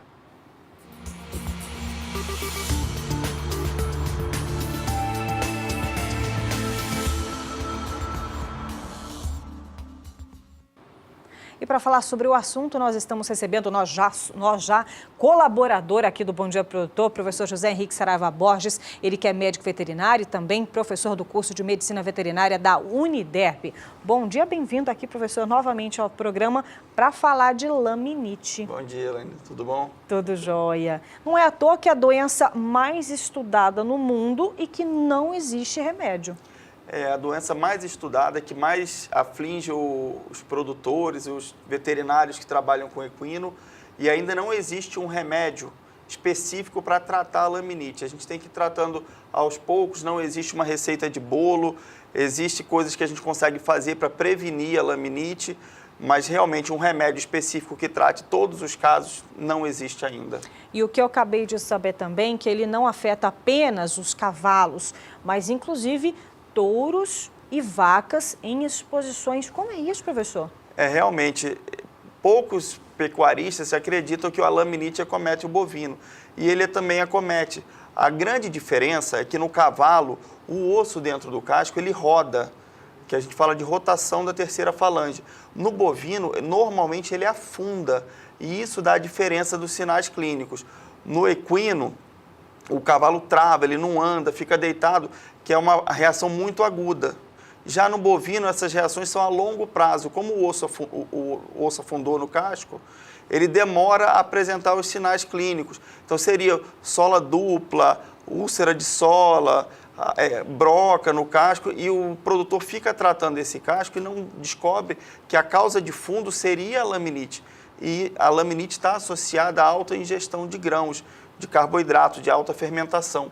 Então, os animais que comem muita ração, como equino, e assim como bovinos de alta produção de leite, animais destinados à exposição, os touros sendo preparados para leilões, são categorias que estão sob risco de desenvolver o problema. Tem que prestar atenção, né? Sem dúvida. Professor, não é à toa que a laminite, nós já temos aqui enfatizado algumas vezes no Bom Dia Produtor, só para você de casa ter uma ideia, a primeira entrevista de laminite deu 8.000 visualizações, viu, professor? É muita visualização, é muita dúvida dos produtores que estão assistindo, e pensando nisso, nós fizemos uma matéria que você vai ver agora, e no retorno a gente fala mais sobre o assunto. Dá uma olhada. Dor e dificuldades para se locomover podem ser sinais de laminite. A doença, popularmente conhecida como aguamento, atinge os equinos e deve ser diagnosticada e tratada com rapidez. A laminite é uma doença que acomete o casco do cavalo. Na verdade, o tecido que sustenta o osso dentro do casco do cavalo. Então, ocorre um problema circulatório nessa região que irriga o tecido que se chama as lâminas do casco, e esse tecido se desvitaliza. E aí, o osso, que seria a terceira falange, que fica dentro do casco, ele fica solto e existe um tendão que puxa esse osso para baixo, que a gente fala que roda o osso dentro do casco, que rotacionou o osso dentro do casco. O animal ele sente muita dor, ele começa a mancar, ele fica trocando os apoios também, ora pisa com uma mão, ora pisa com a outra, e ao se deslocar, na maioria das vezes ele joga o peso para o posterior, porque normalmente acomete principalmente a mão, os anteriores. Então ele desloca o peso para trás para facilitar a sua movimentação. Nesta clínica particular, que fica em Campo Grande, no Mato Grosso do Sul, encontramos alguns animais em tratamento. A incidência da doença é grande. Os estudos apontam que outras enfermidades acabam por desencadear no surgimento da laminite. É a doença mais estudada em cavalo. Ainda não se tem ciência exata da fisiopatogenia da laminite. Porém, a gente tem algumas teorias. Seria a endotoxina, que são fragmentos de bactérias gram-negativas, seria por fermentação num caso de cólica, por proliferação bacteriana num caso de retenção de placenta, infecção uterina, ou uma pneumonia muito severa, pode ser também um abscesso muito grande, qualquer coisa que cause uma proliferação de bactérias gram-negativas, posterior à sua morte, libera a endotoxina, isso cai na corrente sanguínea e pode predispor a laminite. Das éguas internadas na clínica, 2 tiveram problemas no parto. A primeira teve a enfermidade e foi submetida à cirurgia. A segunda permanece no gelo por 72 horas, a fim de prevenir a doença. O tratamento ele é feito à base de anti-inflamatórios, drogas vasodilatadoras, drogas que diminuam a formação de coágulos, seriam os anticoagulantes, e gelo também é bastante indicado no tratamento dessa enfermidade. A égua com potrinho que nós operamos, ela teve um problema no parto, e uma das causas predisponentes seria a retenção de placenta. Ela teve uma infecção uterina que predispõe a laminite, desenvolveu a doença e entrou na fase crônica da laminite. Nós tivemos que operar ela, optamos pela cirurgia. A égua em questão que está prevenindo, ela teve um problema de parto hoje, veio ao hospital para a gente fazer uma terapêutica para prevenir o surgimento dessa laminite. Isso é muito importante nesses casos. Esta outra égua também teve laminite. Ainda na fase aguda, a doença foi controlada apenas com medicação. No terceiro caso, é um cavalo que começou há 2 dias a laminite, ele se encontra ainda na fase aguda, porém evoluiu muito bem, a claudicação dele melhorou bastante, a probabilidade dele não entrar na fase crônica e resolver o problema, assim como a égua pente, é muito grande. Tá aí, orientações importantes, foi feito alguns dias atrás. E como é que está a situação, então, desses 3 animais? Aquela égua que estava no gelo, prevenindo a laminite, ela não desenvolveu a laminite. Que o tratamento mais eficaz para a laminite, na verdade, é prevenção. Foi o que a gente fez. Antes de ter a proliferação bacteriana, nós colocamos ela no gelo, ficou por 3 dias, 72 horas ao gelo, e ela saiu sem problema nenhum. Hoje ela já foi para casa, ficou de alta, sem nenhuma lesão no casco. Então essa estava começando o processo? Estava começando o processo. Quando a laminite já desenvolve, ela está instalada, aí o seu tratamento é um pouco mais complicado. E a gente fica tentando tirar o animal da fase crônica. O que seria a fase crônica? Quando esse osso já rodou dentro do casco ou quando tem mais de 3 ou 4 dias de dor. Aí, quando passa para a fase crônica, o seu tratamento se torna ainda mais complicado. E o terceiro foi o que já estava mais avançado? O terceiro estava mais avançado, nós fizemos uma tenotomia no tendão flexor digital profundo e ela está muito melhor hoje, está andando muito melhor, já está solta no piquete, com o seu potrinho, que foi uma égua que teve um problema no parto e a gente só recebeu ela após os sinais clínicos. E o que não fazer na propriedade quando já se identifica o problema da laminite? O que não fazer, não vamos tentar tratar com qualquer remédio. Como é um assunto muito sério, muito delicado, chama o veterinário da sua confiança. Não existe uma recomendação por telefone. Para esse tratamento existe abordagem séria temos que fazer radiografia, muitas vezes a venografia para avaliar a circulação no casco, que seria o raio-x com um contraste na veia para mapear até onde está chegando essa circulação, para aí sim, junto com o proprietário, definir a melhor terapêutica para esse animal. Tá certo, informações sobre laminite, a doença que mais ataca tanto o cavalo quanto também temos os bovinos, né? Também sofrem desse mal. Se você já percebeu alguma dessas características, é bom procurar assistência técnica especializada, um médico veterinário que pode auxiliar e ver ao certo se trata-se de laminite. Sem dúvida. Nós conversamos com o médico veterinário e também professor da Uniderp, José Henrique Saraiva Borges, que está aqui sempre conosco, nos apresentando informações, orientações e forma de tratamento para doenças que acometem principalmente os equinos. Muito obrigada, professor, por aqui. Agora a gente vai para um breve intervalo comercial, mas daqui a pouquinho a gente retorna. A gente vai explicar para você sobre o novo refis para dívidas não tributáveis. Daqui a pouquinho. Ambiental. Isso, de volta na sua manhã de quarta-feira e agora o assunto é sobre o refis. A adesão ao refis do Fundo Rural poderá ser feita até dezembro, isso caso seja aprovada a proposta da deputada Tereza Cristina de Mato Grosso do Sul, ela que é relatora da medida provisória 793. Quem traz para a gente mais detalhes, mais informações direto de São Paulo é Walter Puga, que está na B3 Brasil Bolsa Balcão. Ô Walter, muito bom dia para você. Passa para a gente mais informações com relação ao refis. Bom dia.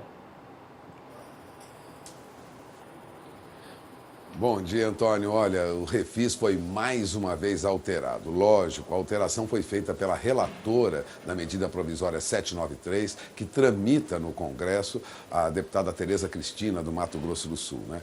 Agora, há muitas alterações e elas desagradam a Receita Federal. Esse relatório da medida provisória 793, que cria aí um refis, né, um parcelamento para as dívidas de 17 bilhões de reais de produtores rurais e de empresas com o Fundo Rural, deve mudar e mudar muito. Bom, o Fundo Rural é a chamada Previdência do Campo, né?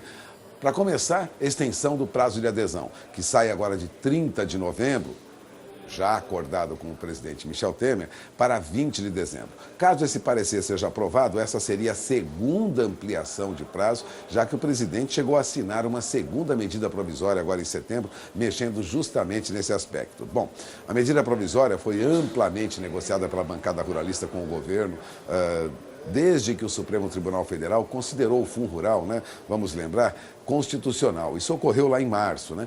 Ainda precisa, no entanto, essa medida provisória ser aprovada pela comissão mista e pelos plenários da Câmara e do Senado até 28 de novembro para não expirar. Há ainda uma discussão sobre aquela resolução do Senado que anularia essa dívida de 17 bilhões de reais. Mas o governo reluta ainda, porque precisa de recursos para fechar o orçamento e não quer abrir mão dessa receita, né, desse dinheiro que está, a princípio, na lista de dívidas dos produtores rurais e de empresas do agronegócio. Agora, o Jornal Valor Econômico publica uma ampla matéria sobre isso nesta manhã e o texto obtido pelo Jornal Valor Econômico desse relatório da deputada Tereza Cristina, que deve ser apresentado agora aos deputados que fazem parte da comissão mista, né, do Congresso, até a semana que vem, também reduziu, tome nota, de 0,8% para 0,3% a alíquota sobre a receita bruta com a produção que as empresas deverão pagar todo mês para quitar esses débitos com o Fundo Rural, no âmbito, lógico, do refis, né, desse refinanciamento, chamado pelo governo, na verdade, de Programa de Regularização Tributária Rural. Bom, ainda muita coisa será discutida em relação a esse projeto, mas, a princípio, a bancada ruralista deseja ampliar ainda mais esse prazo de adesão para o refis do Fundo Rural.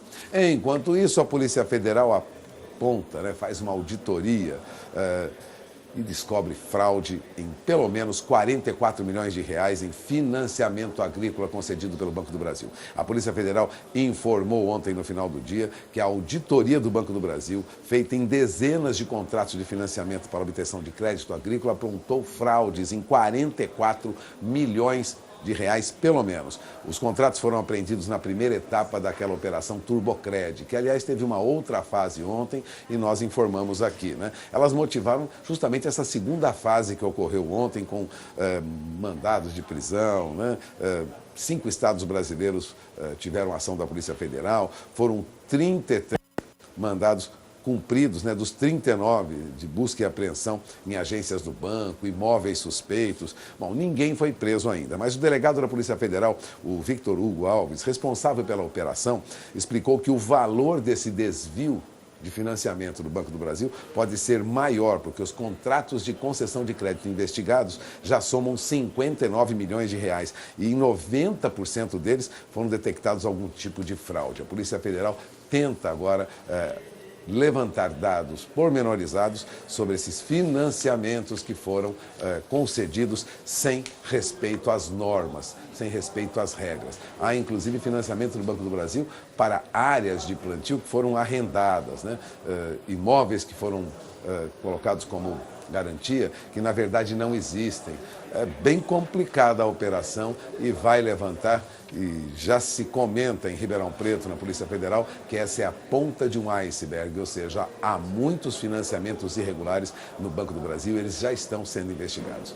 8 horas e 56 minutos no horário de Brasília. Antes de encerrar, vamos acompanhar o que ocorre nas principais bolsas do mundo, começando pela Ásia. A Ásia que teve hoje um movimento positivo. Veja, as bolsas subiram muito. Balanços corporativos, né? Empresas com balanços positivos em toda a Ásia, divulgados ontem, provocaram essa reação hoje no mercado. A Bolsa de Tóquio subiu 1,86%, Hong Kong também subiu 1,23%. Na China, é que o mercado trabalha perto da estabilidade com leve alta, mas o índice Kospi da Bolsa de Seul subiu 1,31%.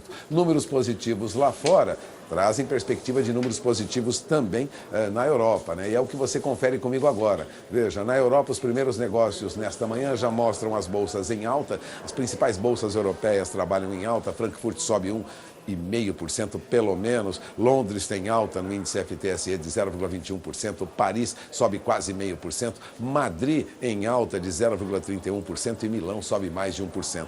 Números positivos que influenciam, lógico, positivamente os mercados nos Estados Unidos. Agora há pouco, por exemplo, Dow Jones Futuro, que é um índice reconhecido no mercado como referência e é negociado no sistema eletrônico, né? Dow Jones subia 0,39%. Standard & Poor's nos Estados Unidos, outro índice, né, negociado lá, referência para o mercado, também tinha alta de 0,29%. Nasdaq subia quase 0,5%. O mercado trabalha com perspectiva de alta, né? Agora, enquanto lá fora o mercado tende a uma recuperação, a Bolsa Brasileira cai para o menor nível em mais de um mês. As ações de bancos pressionaram o índice Bovespa ontem, veja, 74.308 pontos. Fica bem distante os 76 mil pontos que nós tínhamos recentemente. Mais uma baixa ontem de 0,65%. Índice Bovespa vem em queda porque as ações do Itaú perderam valor, perderam mais de 2%. As ações do Bradesco tendem a recuar bastante. Ontem nós tivemos Bradesco com queda de mais de 1,10%. Isso pressionou o nosso índice Bovespa. E quanto ao dólar? Bom, o dólar encerrava ontem, você tem na tela do seu televisor agora o número de fechamento dos negócios ontem. R$ 3,27 mais 30, uma queda de 0,30% para o dólar, mas ainda patamar muito mais alto do que nós vimos em semanas anteriores. Dólar ganhou valor frente ao real e mantém esse valor acima de R$ 3,27, mesmo com essa baixa. É esperar mais alguns minutos para acompanhar o que ocorre com o dólar no mercado hoje, nesta quarta-feira. Eu volto para Campo Grande, mas daqui a pouco eu tenho mais informações. Antônio?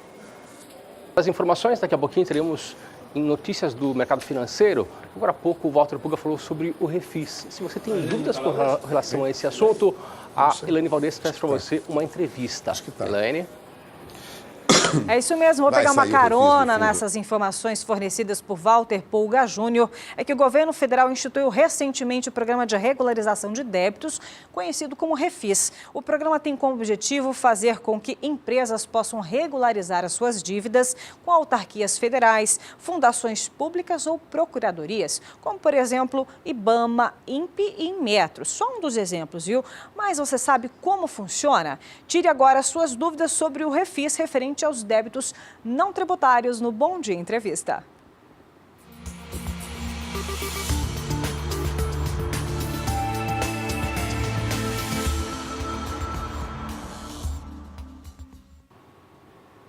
para falar sobre o assunto, estamos recebendo aqui em nossos estúdios a advogada Ludiana Guimarães Rinaldi, ela que é pós-graduada em Direito de Relações Sociais também pela Escola Superior de Magistratura do Estado de Mato Grosso do Sul, e agora pós-graduanda em Direito Urbanístico e Ambiental. Bom dia, Ludiana, muito bem-vinda aqui ao programa. Hoje a gente vai tirar dúvida dos produtores. Eu tenho certeza que tem muito produtor com dúvida em relação ao refis, porque tem vários circulando. A gente acabou de ver o refis referente ao Fundo Rural, mas também tem um refis referente aos débitos não tributários. Bom dia. Bom dia a todos. Bom dia, Elaine. Bom, a gente sabe que o governo federal ele lançou um pacote com várias medidas para recuperação fiscal, que foram os refis. E dentre as várias medidas provisórias, ele lançou a medida provisória 780 de 2017 em maio. E essa medida provisória, ela trata justamente dos débitos não tributários, que são esses débitos com as autarquias federais, com as fundações e com as procuradorias federais. IBAMA, por exemplo, que é importante para muito produtor que está aqui sintonizado. Isso. O IBAMA, principalmente, ele é uma das autarquias que já havia regulamentado a medida provisória 780. E essa medida provisória, na semana passada, foi convertida em lei, que é a Lei 13.494, e trouxe algumas alterações quanto ao refis, mas a gente está aqui para explicar para os produtores, para quem tem débitos com o IBAMA especialmente, como pode quitar, como pode fazer esse parcelamento. Essa é a nossa próxima pergunta. E quais são os débitos que poderão ser enquadrados, quitados, parcelados, então, pelo refis, Ludiana? Os débitos são os débitos de natureza não tributária, ou seja, são as multas por auto de infração, multas do IBAMA, ICMBio, multas que o produtor rural ele tem com essas autarquias federais, e os débitos eles podem estar constituídos ou não. Eles podem estar ainda em dívida ativa ou inscritos no CADIM, então são débitos que já estão em execução fiscal, eles também podem entrar nesse refis. Você pode aderir... Como aderir? Isso. Essa é a pergunta. Você pode aderir ao programa de regularização tributária, e esse programa ele implica em algumas situações. Você tem que aderir junto ao órgão ou entidade federal, que no caso que seja o IBAMA, você vai requerer junto ao IBAMA uma adesão ao programa, e nessa adesão você vai confessar a sua dívida. Então você tem que desistir das ações que porventura você ainda tenha com a autarquia, pode ser ação judicial, ação administrativa. Se você tiver algum débito ainda sendo discutido e você queira parcelar esse débito, fazer esse pagamento com os benefícios que o programa concede, você tem que desistir dessas ações. Então, ele tem essas implicações, além do pagamento de forma correta, né? Você tem que pagar todos os meses sob pena de ser excluído do programa. Se você deixa de pagar 3 parcelas consecutivas ou 6 alternadas, você pode perder os benefícios do programa. E quais são os benefícios, então, Ludiana? Os benefícios são o parcelamento, né? Que é... E até existe isso? Quantas vezes? Existe. Ele aplicou 4 formas de parcelamento. Com a edição da lei na semana passada, a publicação, ela trouxe algumas diferenças sobre o refis antigo, que era da medida provisória. Então, ele diminuiu o valor de entrada do parcelamento. Ele diminuiu o valor de entrada do parcelamento, sendo que você pode dar 40% de entrada, e você tem descontos de até 90%, descontos de 90% do valor dos juros e da mora na segunda parcela, mas aí você só pode fazer em 2 parcelas.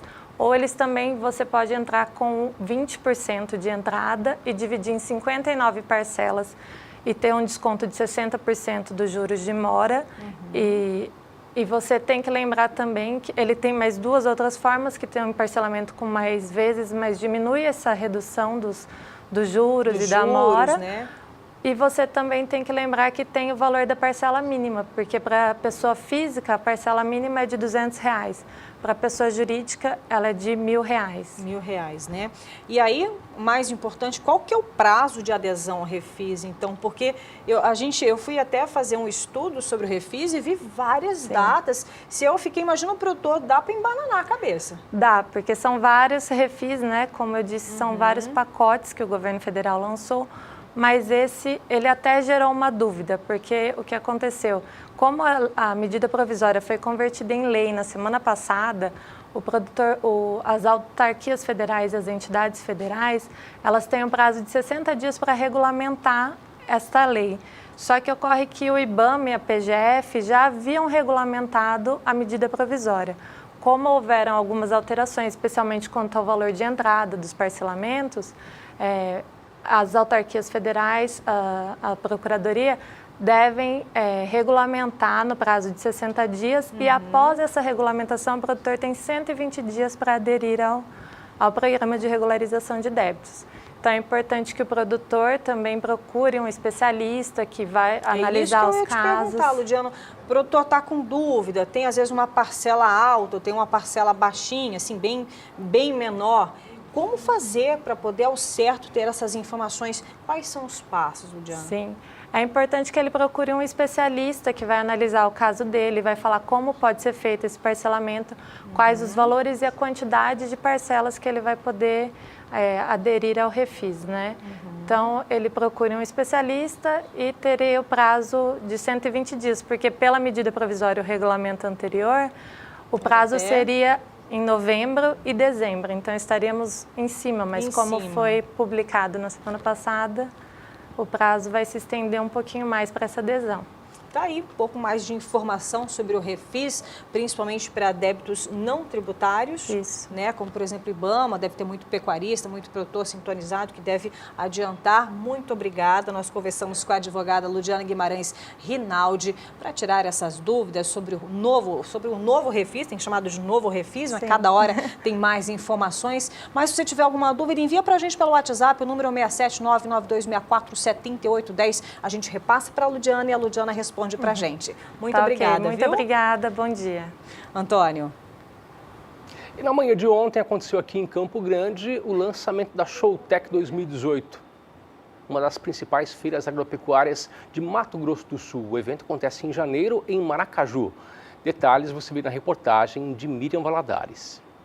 O desafio que a cadeia produtiva como um todo tem ao longo desses próximos... Produtores rurais, instituições ligadas ao agronegócio e autoridades estiveram presentes na sede da FamaSul, em Campo Grande, durante o lançamento da Showtech 2018.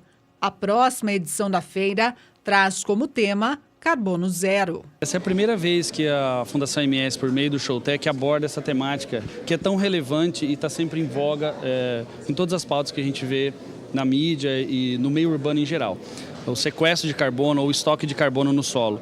E pouco é falado que o sistema agropecuário sul-mato-grossense, pautado na sucessão de culturas e na integração lavoura-pecuária, é extremamente eficiente na adição de carbono ao solo. Então nós conseguimos, em 4 anos de sistema agrícola aqui em Mato Grosso do Sul, sequestrar, adicionar ao solo tanto carbono quanto uma mata nativa. E vale lembrar que esse carbono jamais é retirado do solo. Esse carbono cumpre um papel extremamente importante no nosso sistema de produção, melhorando os atributos químicos e físicos do solo, resultando em melhor produtividade, reduzindo a pressão sobre a abertura de novas áreas, aumentando a produção do Mato Grosso do Sul e trazendo sustentabilidade ao nosso sistema agropecuário. A Showtech acontece de 17 a 19 de janeiro de 2018 na sede da Fundação MS em Maracaju.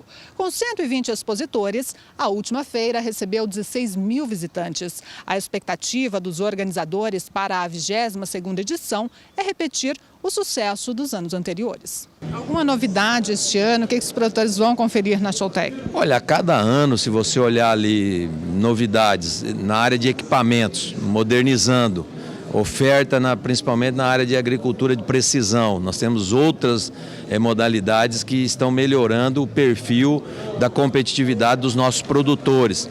Variedades, novos lançamentos de fungicidas, herbicidas e inseticidas que melhoram aí a produção. A questão dessa discussão que a Embrapa faz muito bem com a Fundação, da correção de solo, que tipo de solo, as novas regiões, as novas fronteiras agrícolas que estão se abrindo no Mato Grosso do Sul. Tinha lugares que até pouco tempo era praticamente impossível pensar agricultura em algumas regiões, e hoje a gente já vê a agricultura entrando em algumas regiões com a integração agricultura-pecuária. Então acho que esse é o papel da Fundação MS, ela trabalha a pesquisa, ela difunde essa tecnologia e aplica isso no campo, melhorando a competitividade para o produtor e principalmente os resultados econômicos para o Mato Grosso do Sul. A feira tecnológica, que faz parte do calendário nacional, É considerada uma das maiores do segmento da agricultura e pecuária e colabora para evidenciar cada vez mais o município de Maracaju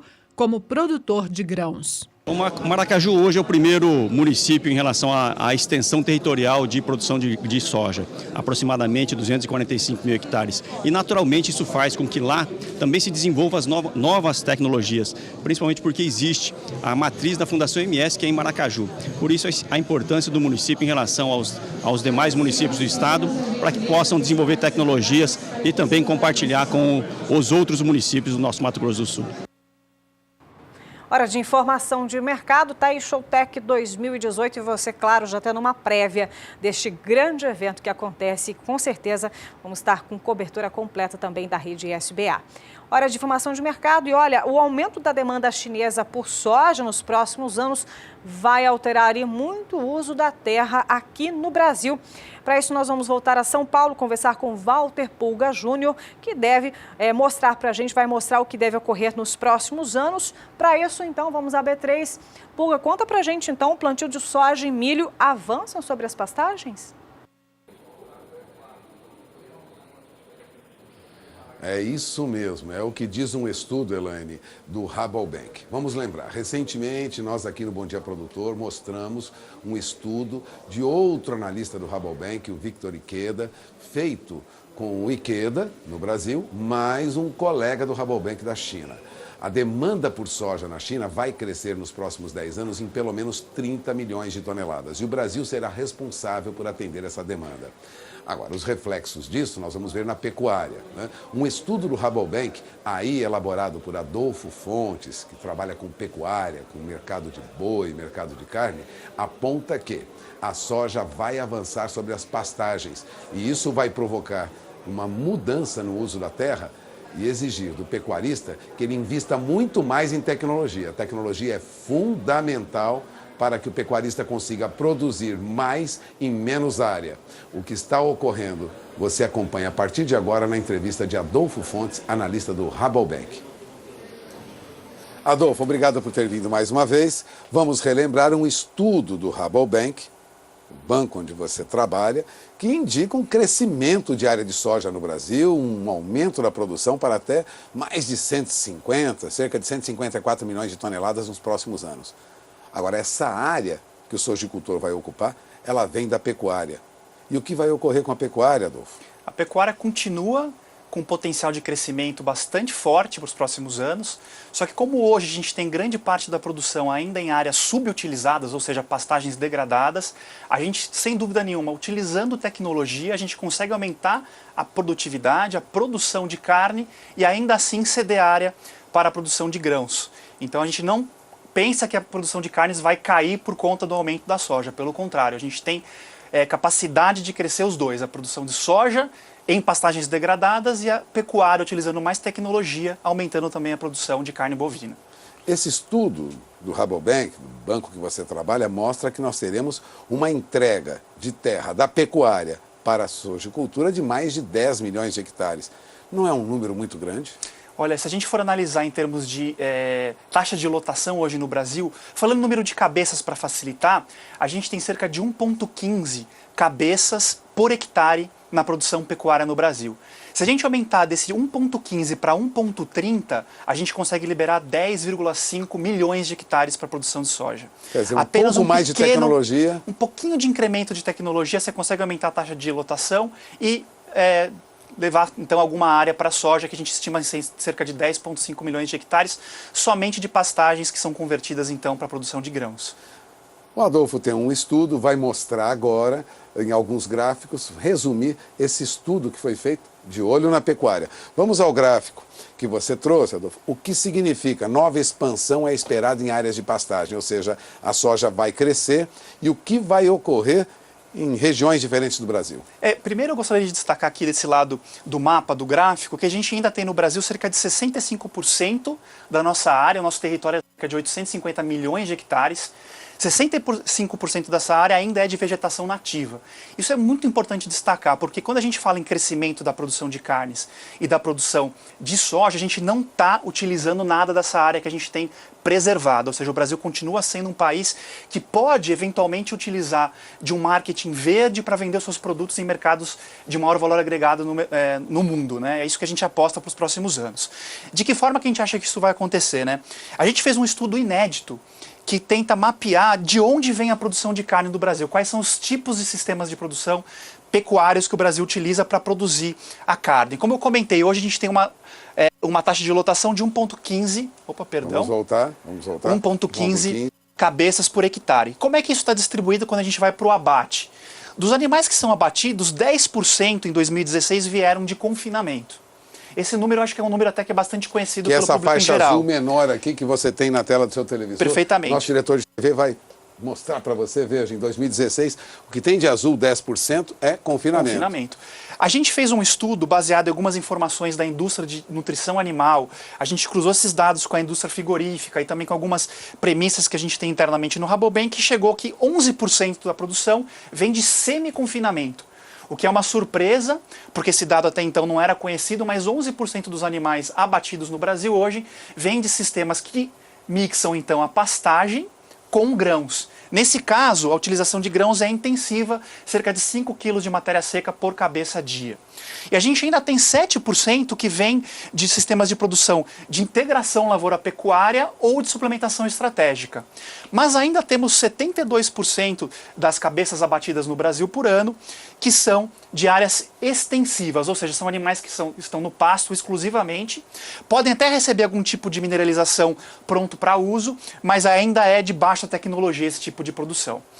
E a evolução disso que é o que realmente anima a gente, não só em termos de expansão da produção, que a gente estima que seja de 2% ao ano na produção de carne bovina, liberando área para a pecuária e aumentando a qualidade. Eu acho que esse é um grande ponto. A gente vai conseguir, de acordo com nossos estudos, aumentar o confinamento para ser 13% da nossa produção, o semi-confinamento quase dobra e vai para 19%, e as áreas de integração lavoura-pecuária mais suplementação estratégica, 13%. Ainda seremos um país focado na produção extensiva, porque nós temos isso como um diferencial comparativo nosso em relação aos outros países, né? Nós temos pasto... Nós não vamos perder essa pastagem, vamos dizer, esse animal a pasto, não vamos perder totalmente, vamos reduzir. Reduzir, porque a gente vai mixar aquilo que a gente tem de melhor para competir, que é a área de pastagem e disponibilidade de grãos no preço barato. Aumenta a produtividade, né? Aumenta a produtividade, a gente chega a 1,30 cabeças por hectare, continua aumentando a produção de carnes e libera esses 10,5 milhões de hectares para a produção de soja, que vai ser necessário não só para poder intensificar a produção, ou seja, você vai precisar também desse insumo domesticamente para a produção animal, mas também para poder exportar, para atender, por exemplo, a demanda chinesa, que foi o assunto tratado pelo Vitor Ikeda aqui no outro programa. Que mostra que os chineses vão demandar muito mais soja mais adiante. E o Brasil é que vai entregar essa soja. Não só a soja, mas também a carne bovina que sai. A carne bovina, que também aumenta o consumo lá. Aumenta o consumo lá. Agora, você tem mais um gráfico que você trouxe aqui, que mostra as maiores margens em sistemas alternativos. Ou seja, em sistemas alternativos ao tradicional, nós temos um aumento de renda? Isso que a gente... Pecuarista tem aumento de renda? Exatamente, tentou mapear exatamente entre os dois extremos da produção, que seja o intensificado puro, que seria o confinamento, e o extensivo, que é aquele que está hoje com baixa produtividade. A gente tem os sistemas intermediários, que então usam tanto a pastagem quanto os grãos. A gente fez um estudo então comparando esses sistemas, né? A gente tem aqui algumas regiões bastante importantes para a produção de carne bovina do Brasil. A gente pegou o Mato Grosso, ali a região do Sorriso e Rondonópolis, Dourados no Mato Grosso do Sul e Uberlândia em Minas Gerais. E aí estudamos então a margem operacional do confinamento em laranja. Nós temos o semi-confinamento nesse azul mais claro. Temos no verde a integração lavoura-pecuária e temos no azul mais escuro a suplementação estratégica. E a gente observa que, por exemplo, a integração lavoura-pecuária ela tem a maior margem operacional entre todos os sistemas, que aí ultrapassa os 25% de margem operacional em todas as regiões. A integração lavoura-pecuária. Exatamente. Mas exige mais conhecimento, não é? Exatamente. Você tem aí uma complexidade maior no gerenciamento da operação, você tem um benefício muito forte que você traz da soja no solo, então quando você entra com a pastagem de inverno, nesse caso que a gente estudou, você está se aproveitando dos insumos utilizados pela soja, então você tem um gasto menor para produzir a sua pastagem. A pastagem vem numa qualidade incrível. A gente visitou algumas fazendas agora no final da seca, e no final da seca, quem utiliza esse tipo de modelo tem uma pastagem ainda nutritiva para os seus animais, mesmo no final do período de seca. Então você consegue aí atingir uma margem operacional bastante interessante, lembrando que nesse sistema você vai fazer só um giro por ano, e você não vai conseguir, que nem no confinamento, que é o laranja, que tem uma margem operacional menor, porém você consegue fazer 2 giros por ano. Uma velocidade maior. 2 giros por ano. E você, claro, se você está em Uberlândia, o grão é um pouco mais caro que, por exemplo, em Sorriso, então a sua margem operacional do confinamento em Sorriso, por você ter uma disponibilidade maior de grãos, você consegue ter uma margem melhor no confinamento. A ideia é você ter esse leque de tecnologia à disposição, e você então pode escolher de acordo com o seu com o ano, né, de acordo com chuvas, de acordo com o preço de grãos, do preço do bezerro, do preço do boi gordo, você pode fazer a melhor opção entre os sistemas produtivos para entregar uma carne de melhor qualidade. Bom, vamos falar sobre esse estudo, porque pecuarista, produtor rural que acompanha o canal do Boi, muitas vezes quer acessar estudos como esse do Rabobank. Como é possível acessar esses estudos, como o do Victor Ikeda, que falou sobre a evolução dos negócios na área de grãos, e você agora com a pecuária, né, apontando indicações para o futuro da pecuária brasileira. É fácil acessar esses estudos do Rabobank? Olha, a gente faz a divulgação desses estudos de várias formas. A gente produz um relatório que ele é, claro, exclusivo para clientes do Rabobank, mas a gente, além dessa produção desses relatórios exclusivos, a gente tenta multiplicar o conhecimento que a gente consegue gerar a partir do acesso às informações que a gente tem, não só da nossa base de clientes, mas também da nossa rede global de analistas e clientes, por meio dessas entrevistas como a gente está fazendo aqui hoje no canal do Boi, como a gente publica em alguns jornais, a gente faz palestras Brasil afora, mas é claro, sem dúvida nenhuma, entrando em contato com a gente também, a gente tem o maior prazer em divulgar aquilo que a gente tem, vamos assim, tentado descobrir sobre o futuro do Brasil e colaborar para um agronegócio sustentável nos 3 pilares, né? A gente está falando não só de ambiental, mas também econômico e social. Bom, você acaba de ouvir Adolfo Fontes, analista sênior do Rabobank, trabalha dados e números da área de proteína animal, já é muito conhecido no mercado, já esteve várias vezes conosco aqui no canal do Boi, na rede SBA.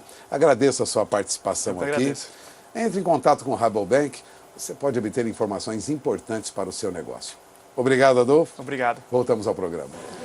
Como você vê, a perspectiva o uso de tecnologia fará com que o pecuarista consiga produzir mais numa área menor, porque a soja vai avançar sobre a pecuária e isso é inevitável. As projeções já mostram um crescimento da produção de soja no Brasil e isso vai ocorrer também com avanço sobre área de pastagem, notadamente sobre áreas degradadas. São 9h22, horário de Brasília. Eu faço uma parada em alguns minutos, mas daqui a pouco eu volto. Nós vamos falar sobre a evolução dos negócios com alguns dos principais produtos agropecuários, entre os que são mais comercializados no Brasil e no mundo. Elaine, Antônio. Obrigada, Pulga. Então, uma pausa para o intervalo comercial, mas daqui a pouquinho a gente retorna e vai direto a B3 Brasil Bolsa Balcão, nos últimos minutinhos dessa edição de quarta-feira, 1º de novembro. Aguarde aí, daqui a pouquinho, informações das principais commodities brasileiras comercializadas na B3. Fique por aqui. 9h25 pelo horário brasileiro de verão. Bom dia, produtor, na reta final, mas antes vamos até São Paulo, até B3, Brasil Bolsa Balcão, onde está Walter Pulga, que traz para a gente as atualizações do mercado financeiro e as negociações com as principais commodities brasileiras. Walter. Antônio, vamos lembrar que as commodities de exportação, aquelas que o Brasil lidera no mercado internacional, estão sob pressão, viu? Ainda que tenham registrado aí variações de preço até modestas, né, pequenas em outubro, as principais commodities, as chamadas soft commodities exportadas pelo Brasil, continuam a ser negociadas com preços muito inferiores aos de negociação de um ano atrás, considerando aí os números da Bolsa de Nova York, né? Justamente em consequência de grande produção brasileira. É o caso do açúcar, né? Estamos produzindo muito, café, a expectativa é de uma boa produção, e de suco de laranja, cujas exportações globais são lideradas pelo Brasil, né? Tanto açúcar como café e suco de laranja. Como nós sempre começamos aqui falando de laranja, vamos lembrar, melhor, de café, vamos lembrar que laranja também perdeu preço, né? Nós tivemos a expectativa com o furacão Irma de que os preços da laranja subiriam para o produtor em função de alta no suco, mas o mercado termina aí este mês. Veja, no caso de laranja, por exemplo, a aproximação do fim da temporada dos furacões começou aí a minar esse suporte que nós tínhamos os preços do suco de laranja.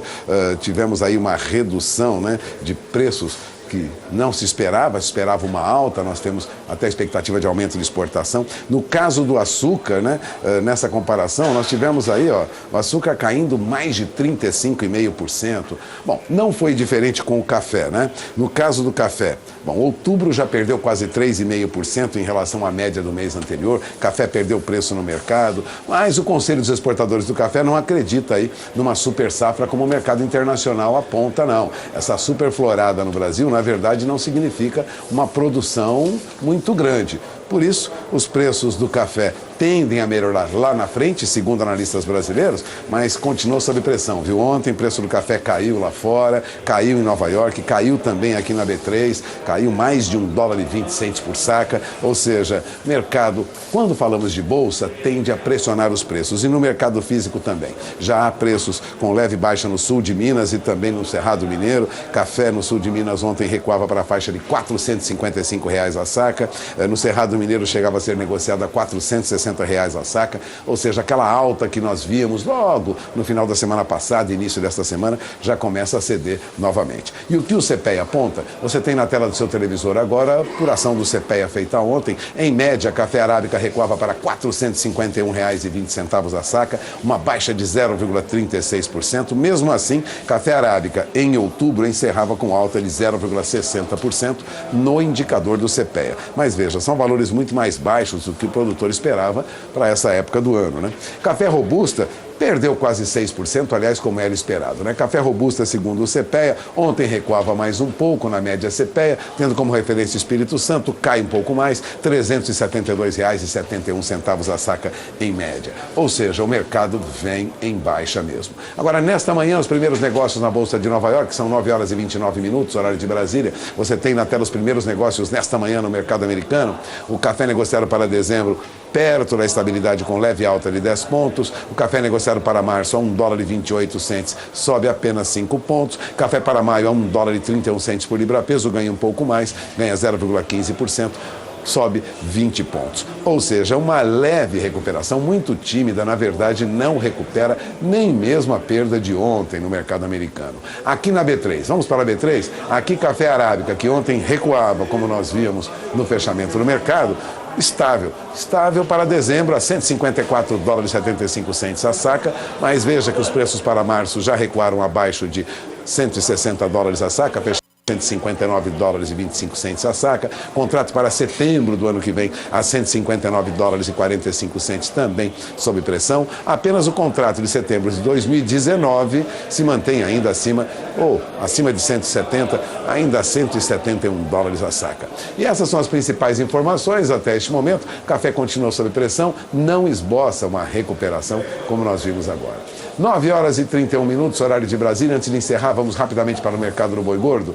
Vamos para o mercado do boi gordo. O nosso diretor de TV mostra para você o que ocorre com o boi gordo. Segundo o CPEA, é uma leve reação de alta ontem a R$ 140,35 a arroba, considerando aí o interior de São Paulo, né? O indicador CPEA para boi gordo é elaborado tendo como referência negócios em média no interior de São Paulo. Bezerro negociado no Mato Grosso do Sul. A apuração feita pelo CPEA mostrava ontem, em média, R$ 1.194,55 por cabeça, uma leve baixa depois de uma recuperação no dia 30 de outubro. O mês termina com um boi gordo, em média, a acima, né, de R$ 1.194 por cabeça. E neste momento aqui na B3, mercado futuro de boi gordo, depois de uma recuperação ontem, você tem na tela os primeiros negócios nesta manhã. Mercado misto, o contrato de novembro sobe um pouco, vai a R$ 142,75 arroba. O boi para dezembro vai a R$ 145 arroba, vem em baixa. Então recua o contrato de dezembro. Recuam também os contratos para outubro do ano que vem a R$ 150,25 arroba. Tem uma leve baixa. Apenas o contrato de novembro neste momento que tem apresentado no último negócio, né, uma leve alta de 0,21%. E essas são as principais informações. Já que passamos um pouco do tempo, aproveito para mostrar o comportamento do dólar que ainda operava ontem acima de R$ 3,27 e se mantém nessa faixa a R$ 3,27 mais 50, tem leve alta de 0,06%. Eu encerro por aqui minha participação, lembrando que eu voltarei na sexta-feira, logo cedo, na retomada das negociações no mercado financeiro brasileiro, já que amanhã teremos um feriado. Elaine, Antônio. Obrigado, Puga. Bom feriado. Até sexta-feira e nós voltamos amanhã no feriado, às 7h15 da manhã, com mais informações para você, pecuarista, para você que nos acompanha diariamente aqui pelo canal do Boi. É isso mesmo, programação especial porque você está descansando, mas nosso papel é levar mais destaques, mais informações, novidade, tecnologia. Amanhã tem muito mais a partir das 7h15. Uma ótima quarta-feira, 1º de novembro, começando o 11º mês de 2017. A gente espera amanhã. Até amanhã.